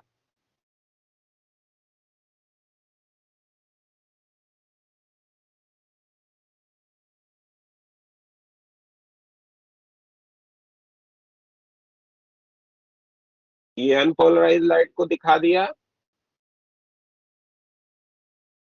ये रिफ्लेक्टेड हो गया, ये इंसिडेंट हो गया, ये पूरी की पूरी प्लेन पोलराइज हो गई, केवल ये वाला कंपोनेंट ही यहाँ पे मिला, जबकि इधर में दोनों ही कंपोनेंट रहते हैं। कोई भी ऐसा एंगल नहीं मिलता है जिस एंगल पे पूरी की पूरी रिफ्रेक्टेड लाइट जो है वो प्लेन पोलराइज हो जाए। ये कंपोनेंट स्मॉल होगा, लेकिन इस वाले में वो कंपोनेंट जो कि प्लेन के अलोंग का है वो कंप्लीटली डिसअपियर हो जाता है। ठीक है, इस एंगल को हम लोग क्या कहते हैं, ब्रेवेस्टर एंगल, थीटा बी नाम दे देते हैं।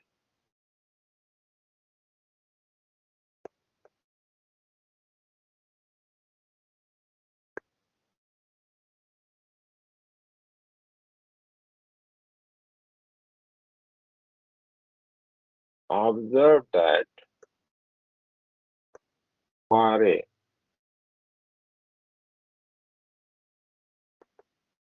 particular angle of incidence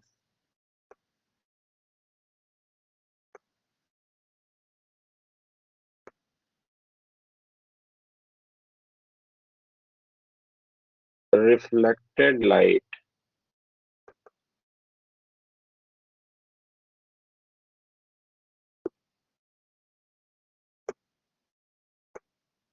become plane polarized light.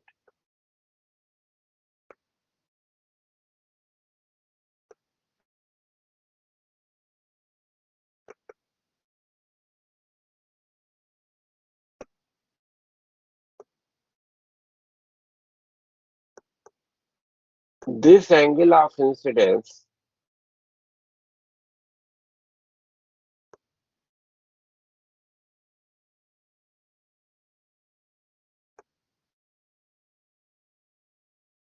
is known as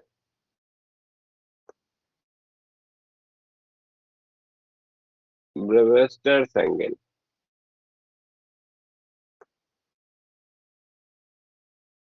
For this angle of incidence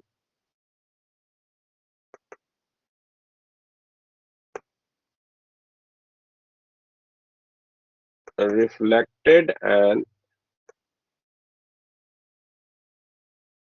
refracted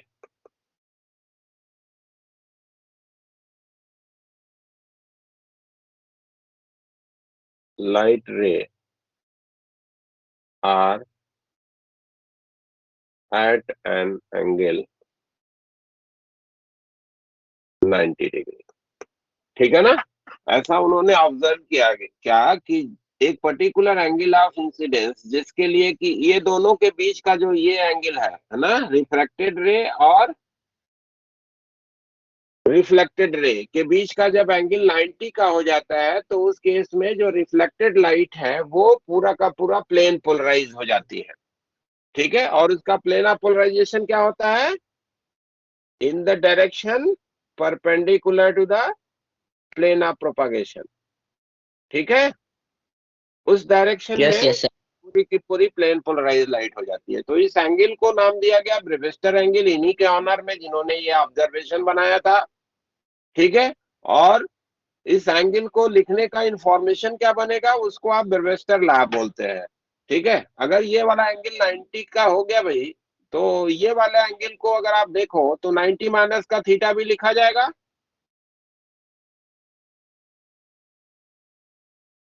होगा ना? क्योंकि ये Yes, angle sir. Theta Yes. भी होगा लॉ ऑफ रिफ्लेक्शन के अकॉर्डिंग। तो ये एंगल कितना हो जाएगा? 90 माइनस थीटा भी। 90। तो अगर Yes, आप sir. स्नेल्स लॉ को यूज करें तो आपको क्या मिलता है? Sine theta B that is equals to mu times sine 90 minus theta B, यानी कि sine theta B that is equals to mu times cos theta B, Cos theta b. यानी कि tan theta B that is equals to mu. यानी कि वो angle of incidence जिसके लिए कि ये प्लेन पोलराइज लाइट हो जाएगी वो क्या होगी? tan इनवर्स म्यू पे। ठीक है, तो अगर tan इनवर्स म्यू के एंगल पे आप लाइट को इम्पिंज कराते हो, जहां पे म्यू क्या है? दूसरे वाले मीडियम का रिफ्रैक्टिव इंडेक्स पहले के रिस्पेक्ट में, तो रिफ्लेक्टेड लाइट हमारी जो है वो पूरी की पूरी प्लेन पोलराइज हो जाती है। ठीक है, इसको आप बोलते हैं ब्रेवेस्टर लॉ,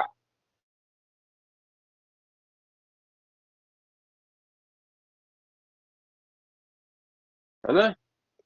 तो इसको ब्रेवेस्टर लॉ के रूप में जो है वो रिकॉग्नाइज किया जाता है।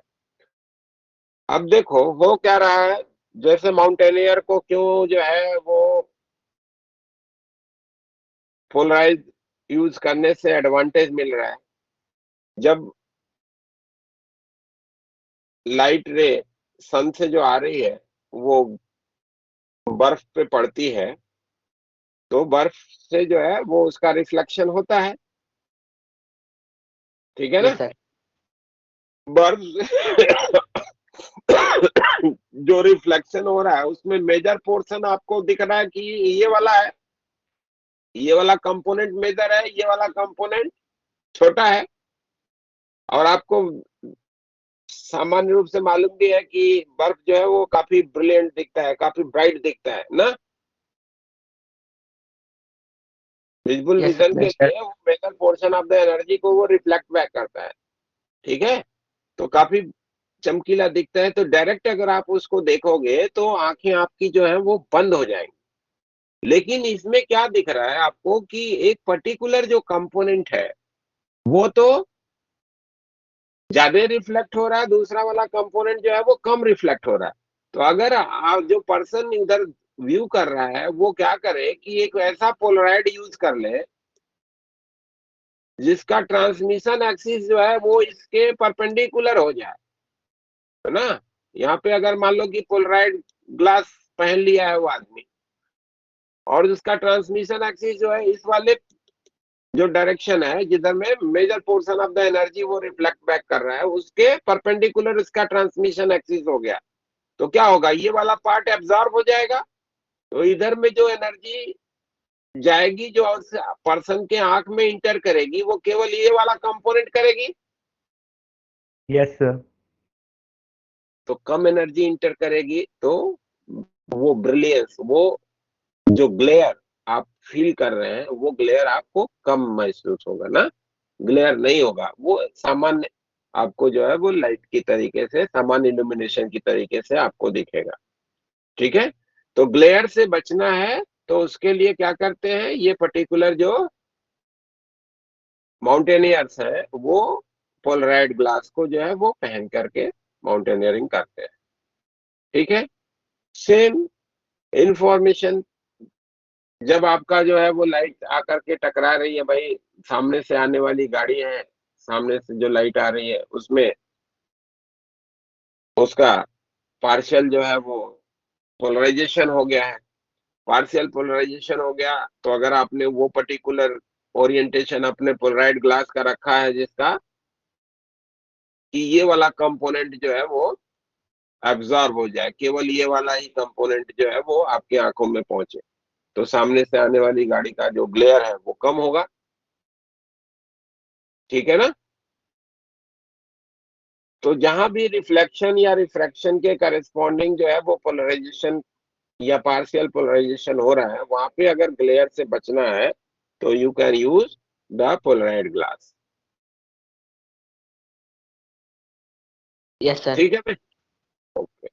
तो ये हो गया आपका पोलराइजेशन से रिलेटेड इंफॉर्मेशन भी कंप्लीट, और आपका वेव का भी पूरा का पूरा डिस्कशन एक तरीके से देखा जाए तो कंप्लीट। अब आप ये बताओ कि कुछ प्रॉब्लम वगैरह बनाए हो आप लोग।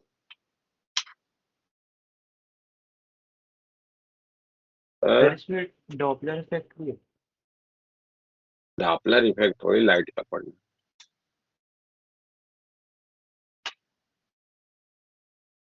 आपके बुकलेट में दिया है क्या। सर वो 11th क्लास में था। वो तो वो साउंड का सर 12th में भी है। सर दिया हुआ है। अच्छा, डॉपलर इफेक्ट दिया है क्या लाइट का। Yes sir.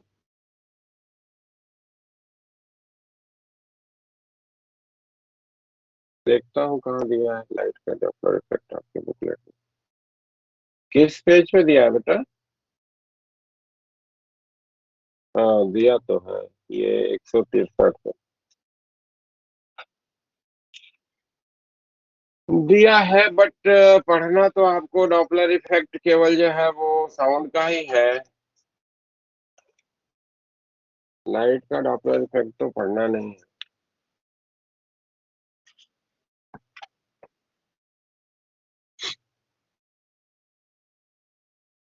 वैसे आप चाहो तो फॉर्मूला है उसको लिख देता हूँ, आप ध्यान में रखो।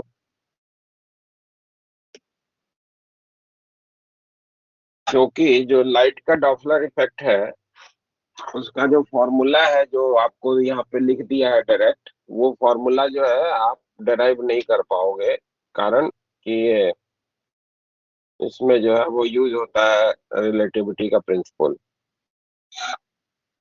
ठीक है ना। यस पहली चीज तो आपको ये ध्यान में रखना है कि जो लाइट का डॉपलर इफेक्ट है, आप साउंड वाला थोड़ा बहुत ध्यान में होगा कि जो लाइट का डॉपलर इफेक्ट है वो ऑब्जर्वर की वेलोसिटी और सोर्स की वेलोसिटी पे डिपेंडेंट नहीं, दोनों के लिए अलग अलग नहीं, है ना। चाहे अब वो ऑब्जर्वर मूव करे या सोर्स मूव करे, दोनों केस में जो फॉर्मूला होगा दैट विल बी सेम। ठीक है ना। जबकि आपको मालूम होगा कि जो ऑब्जर्वर मूव कर रहा होता है तो साउंड के लिए अलग फॉर्मूला मिलता है, जब सोर्स मूव कर रहा होता है तो अलग मूव मिलता है ना। याद आ रहा है कुछ साउंड का। यस ठीक सर। है। तो इसमें सिंपली आपको वेलोसिटी ऑफ अप्रोच है या वेलोसिटी ऑफ रिसीव है, उस पे जो है वो डिपेंडेंट है। ठीक।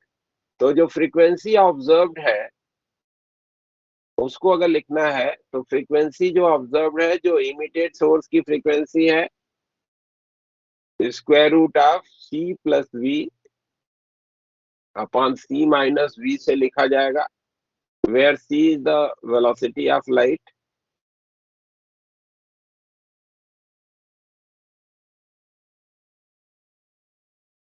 In medium,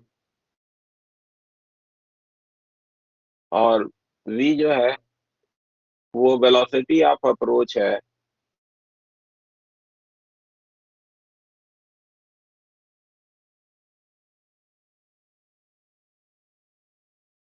observer and medium का, ऑब्जर्वर एंड सोर्स का।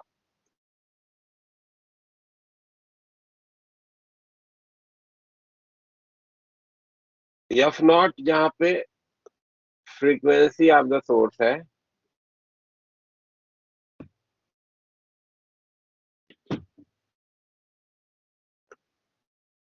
और एफ जो है फ्रीक्वेंसी ऑब्जर्व्ड है।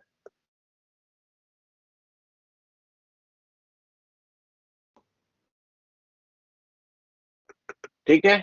ये जब दोनों एक दूसरे के करीब जा रहे होंगे तब के लिए ये फॉर्मूला है, और वहीं पे अगर दूर जा रहे होंगे तो यही माइनस हो जाएगा, ऊपर में नीचे में प्लस हो जाएगा।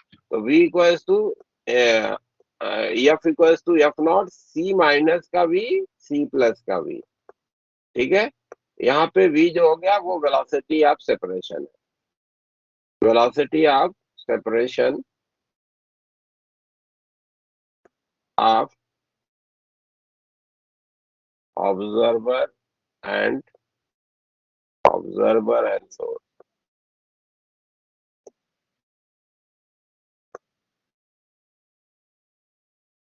ठीक है। तो करीब जा रहा होगा तो फ्रीक्वेंसी आपको बढ़ी हुई मिलेगी, और अगर ये दोनों एक दूसरे से दूर जा रहे होंगे तो आपको जो फ्रीक्वेंसी मिलेगी वो घटी हुई मिलेगी। ठीक है। क्लियर है बात। अब अगर मान लो कि सी और वी और सी का जो रेशियो है वो काफी छोटा है, तो आप इसका कैलकुलेशन में सुविधा के लिए बायनोमियल एक्सपेंशन भी कर सकते हो अपनी सुविधा के लिए, है ना। ठीक है यस सर। भाई। तो अगर मान लो कि सी और वी बहुत छोटे हैं, वी जो है सी के कंपैरिजन में बहुत छोटा है, ये v is very very small as comparison to c, जो कि जनरली होगा ही। तो उसी केस में अगर अप्रोच है तो उस केस में अगर फॉर्मूला बनाना चाहते हैं, एक्चुअल फॉर्मूला यही है। ठीक है। एफ नॉट, इसका बायनोमियल एक्सपेंशन कर दो, मान लो कि यहाँ से सी को बाहर निकाल लिया, यहाँ से भी सी को बाहर निकाल लिया, तो दोनों एक दूसरे से कैंसिल हो जाएंगे। 1 + v/c पे पावर हाफ इंटू 1 - v/c पे पावर हाफ आ जाएगा। अभी अभी अप्रोक्सीमेशन नहीं यूज किया है, सीधा सीधा भी लिखा है। ठीक है। अब इसका बायनोमियल एक्सपेंशन करें, एक टर्म को लेके बाकी के छोड़ दें, तो ये क्या लिखा जा सकता है, 1 + v/2c, v/2c और ये भी हो जाएगा 1 + v/2c, वन माइनस है ये, है ना, माइन 1 plus we by yes to sir. C हो जाएगा।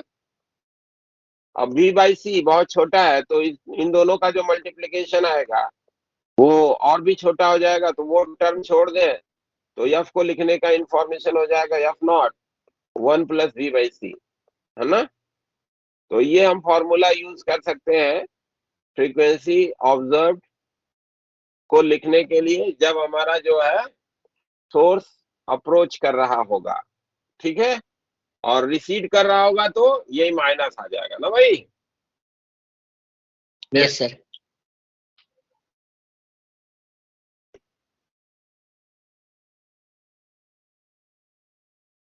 अप्रोचिंग के केस में, और रिसीड के केस में ये हो जाएगा f naught 1 minus v by सी।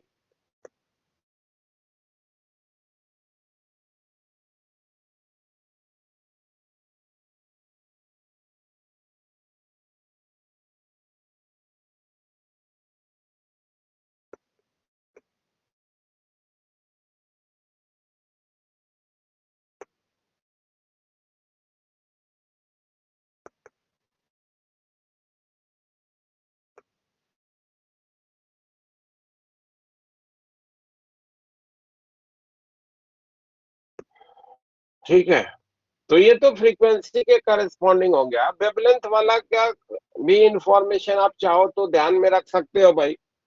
हाँ, तो अगर मान लो कि सोर्स जो है वो करीब आ रहा है ऑब्जर्वर के, तो ऐसे केस में आपके पास फ्रीक्वेंसी को लिखना है, तो फ्रीक्वेंसी जो है वो सी बाई लेमडा से लिखा जा सकता है ना।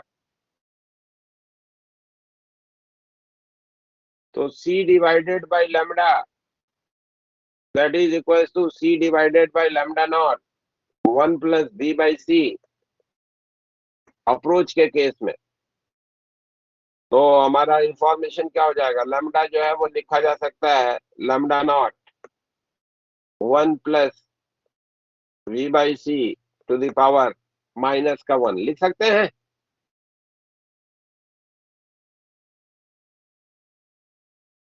बोलो भाई। Yes sir. है? अब इसको थोड़ा सा सॉल्व कर लो, इसका बाइनोमियल एक्सपेंशन फिर से कर दो। तो ये आप लिख सकते हो कितना, लेमडा नॉट 1 माइनस का बी बाई सी लिखा जा सकता है इसको। तो यस लेमडा माइनस का लेमडा नॉट के लिए इंफॉर्मेशन क्या बन जाएगी,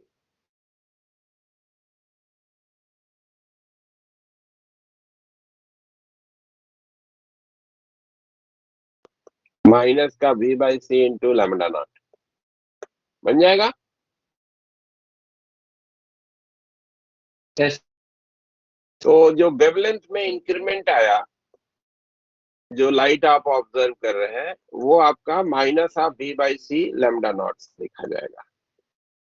निगेटिव ये दिखा रहा है कि एक्चुअल में वेवलेंथ घटेगा। तो अगर हमारा सोर्स जो है वो करीब आ रहा होगा, तो जो सोर्स से आने वाली लाइट है वो ब्लू कलर की तरफ शिफ्ट करेगी, उसको ब्लू शिफ्ट कहते हैं, है ना।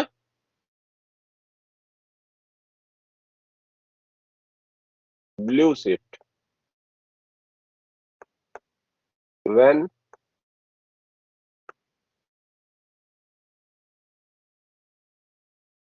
अरे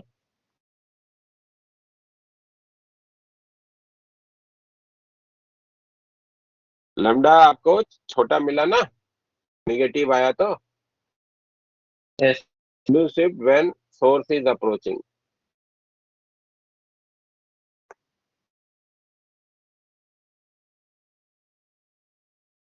और यही डेल्टा लैम्डा जो होगा वो V by C lambda nought हो जाएगा, पॉजिटिव का हो जाएगा। तो जब सोर्स दूर जा रहा होगा तो रेड की तरफ शिफ्ट होगा ना।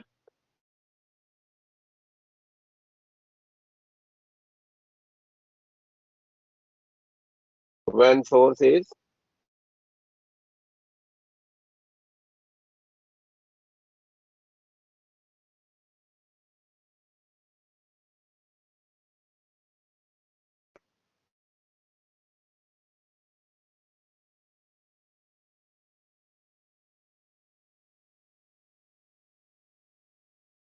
ठीक है। तो ऑब्जर्वर से अगर दूर जा रहा होगा सोर्स, तो जो वहां से इमिटेड लाइट है उसका जो शिफ्टिंग आपको ऑब्जर्वेशन में आएगा वो रेड कलर की तरफ आएगा, और अगर ऑब्जर्वर के करीब आ रहा होगा सोर्स तो जो लाइट का कलर का चेंज आएगा वो ब्लू की तरफ शिफ्टेड होगा। ये ब्लू है, क्या लिख दिया?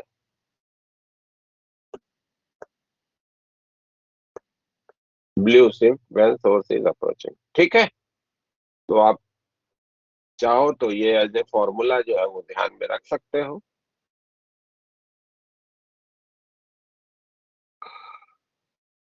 वैसे डॉपलर इफेक्ट फॉर लाइट आपके सिलेबस में जहां तक हमको ध्यान में आ रहा नहीं है, साउंड का ही डॉपलर इफेक्ट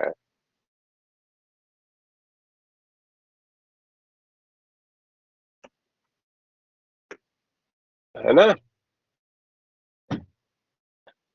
यस सर।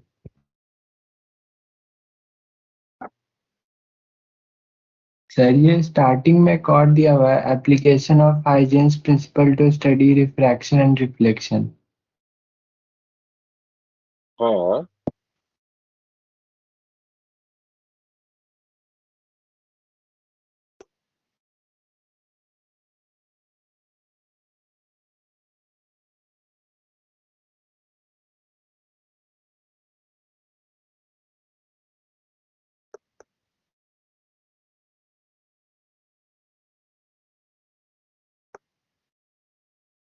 तो उसमें जो ज्योमेट्रिकल ड्राइंग तुम्हारी बनाया गया है वो समझ में नहीं आया क्या, जो ड्राइंग बनाया?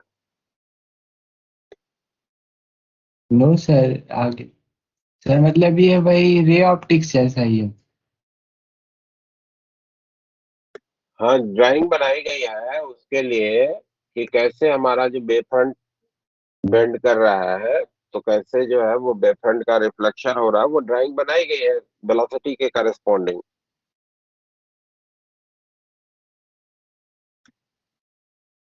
Yes sir.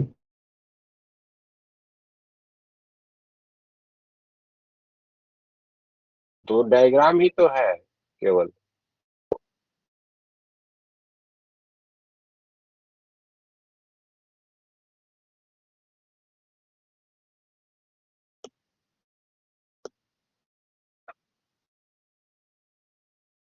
सर वो ऑप्टिकल पाथ एक बार फिर से बता दीजिए। अच्छा, ठीक, बता रहा हूँ, बस अटेंडेंस अपलोड कर दो।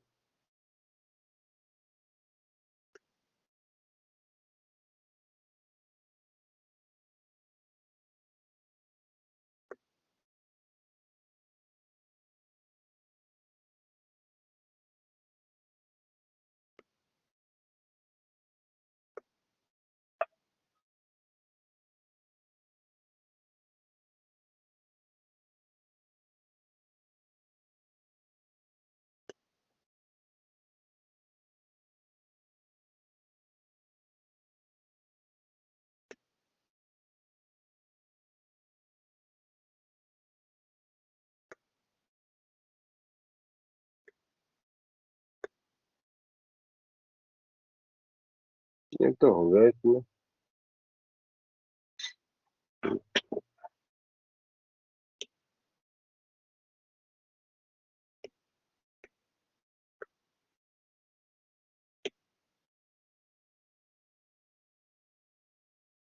जैसे मान लीजिए कि एक पर्टिकुलर जो वेव है वो एक मीडियम विशेष में ट्रेवल कर रही है और किसी पर्टिकुलर पोजीशन पे पहुंच रही है जिसको हमने एक्स के रूप में जो है वो मेंशन किया, एक्स लेंथ ट्रेवल करके पहुंच रही है। तो इलेक्ट्रिक फील्ड को अगर हमको लिखना होगा भाई, तो ई जो है वो हम लोग लिख सकते हैं ई नॉट साइन ऑफ के एक्स माइनस का ओमेगा टी से लिखा जा सकता है। Yes sir.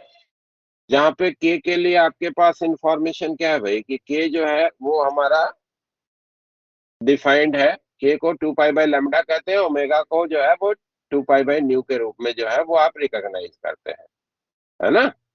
तो के लिए इंफॉर्मेशन अगर लिखना होगा तो इस के को हम लोग जो है वो ऐसे भी लिख सकते हैं in terms of wave velocity. अगर हम लिखना चाहेंगे तो क्या लिख सकते हैं? के का इंफॉर्मेशन ओमेगा बाई के, ये हमारा भी होता है ना? हाँ सर। तो यस सर, की वैल्यू ओमेगा बाई भी लिख सकते हैं। लिख सकती हूँ। तो इसको रिप्लेस कर दे रहे हैं। तो ई को अगर लिखना होगा तो इसको हम लोग लिख सकते हैं E naught sine of omega x by v minus का टी, या इसी रूप में रहने दो, ठीक है।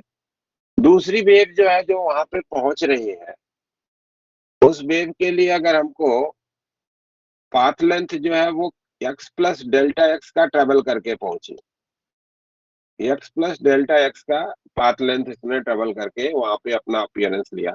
ये पहली वाली वेव। तो दूसरी वाली वेव का इक्वेशन अगर लिखना चाहेंगे तो वो लिखा जाएगा ई नॉट साइन ऑफ के x plus x delta x minus का ओमेगा टी,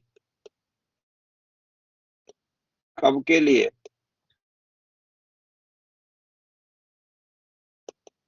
या इसको हम लोग लिख सकते हैं साइन ऑफ ओमेगा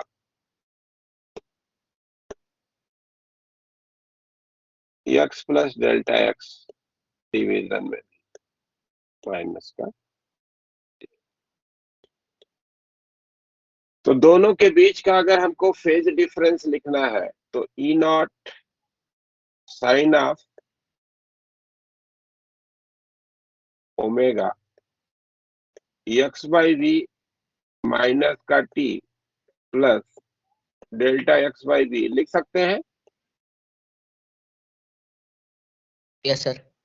इन दोनों के बीच, ये वाली वेव और ये वाली वेव के बीच का अगर हम फेज डिफरेंस देखें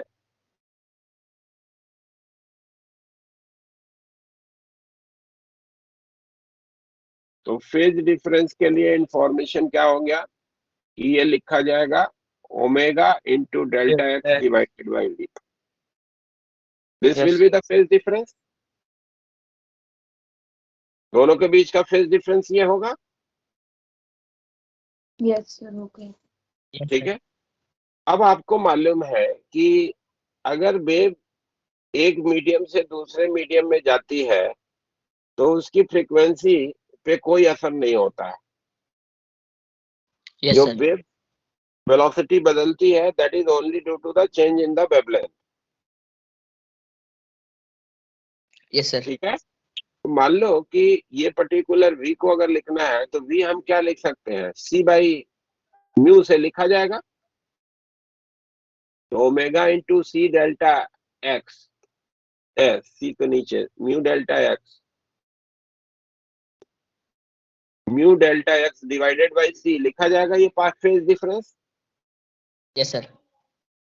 हाँ सर। अगर मान लीजिए कि सेम फेज डिफरेंस हमको पाना है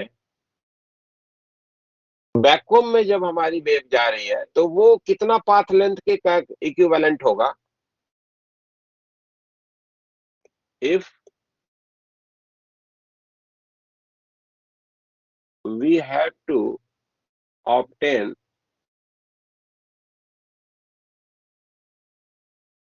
same phase difference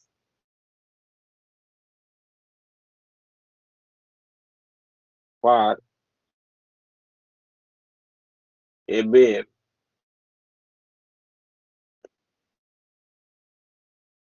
traveling in vacuum, तो वो पाथ डिफरेंस कितना होना चाहिए? डेल्टा x1 से अगर वो लिखना चाहेंगे तो delta x1 into omega divided by c, वहां पे फेज डिफरेंस होगा। इसी फॉर्मूले से v की जगह पे c हो जाएगा और ये इक्वल हो जाए omega into mu into delta X divided by C. Yes same, sir. यानी कि अगर किसी मीडियम में हमारी वेव चल रही है डेल्टा एक्स, तो वैक्यूम के करेस्पॉन्डिंग वो जो फेज डिफरेंस पोजेज करेगी वो mu times delta X length के करेस्पॉन्डिंग। के इक्विवेलेंट। तो इसी डेल्टा x1 को हम लोग बोलते हैं optical path length, mu into delta X, and it is known as optical path length, optical path length. ठीक है, यानी कि किसी मीडियम जिसका रिफ्रैक्टिव इंडेक्स म्यू है, उसमें अगर डेल्टा एक्स कोई वेव चलती है तो वो उतना ही फेज डिफरेंस पाएगी जितना कि म्यू डेल्टा एक्स वैक्यूम में चलने के कारण पाएगी। ठीक है, इसीलिए ऑप्टिकल पाथ लेंथ को लिखने के लिए जो पाथ लेंथ उसने ट्रेवल करा मल्टीप्लाइड बाय म्यू से आप लिखते हैं। क्लियर हो गई बात क्या? Yes sir. Yes sir. ठीक है, तो ऑप्टिकल पाथ लेंथ जब कभी भी आपको लिखना होगा किसी मीडियम के करेस्पॉन्डिंग, तो म्यू टाइम्स जो ज्योमेट्रिकली आपने पाया कि पाथ लेंथ उसने कितना ट्रेवल करा, तो that is the optical path length. एक अलग नाम इसलिए दिया गया क्योंकि ये पाथ डिफरेंस का मतलब सीधा सीधा ज्योमेट्री से आपको रिलेट ना कर ले, इसलिए इसको अलग नाम दे दिया। क्योंकि हमारा जो इंटरफेरेंस डिस्कशन में लेना है वो तो corresponding to the phase difference लेना है ना, path difference directly related interference से नहीं है, बट वो पाथ डिफरेंस कितने फेज डिफरेंस के लिए रिस्पॉन्सिबल है उस पे जो है इंटरफेरेंस की फिनोमिना में फाइनल इंटेंसिटी या एम्पलीट्यूड क्या होगा वो डिपेंडेंट होता है। इसलिए जब वैक्यूम में है तो सीधा सीधा जो पाथ डिफरेंस है वही फेज डिफरेंस के लिए रिस्पॉन्सिबल हो जाता है, जबकि मीडियम में ट्रेवल कर रहा हो तो path difference multiplied by mu that is responsible for the phase difference. इसलिए म्यू टाइम्स डेल्टा एक्स से लिखते हैं ऑप्टिकल पाथ लेंथ को। ठीक है, यस सर। तो ये इंफॉर्मेशन क्लियर है, कोई दिक्कत तो नहीं है? और भी कोई किसी को कोई है क्वेरी तो बोल दो, अदरवाइज फिर नेक्स्ट क्लास से मॉडर्न शुरू करेंगे। Yes sir. कोई क्वेरी है किसी को? No sir.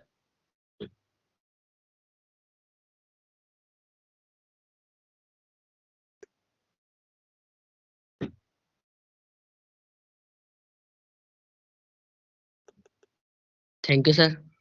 ओके बेटा।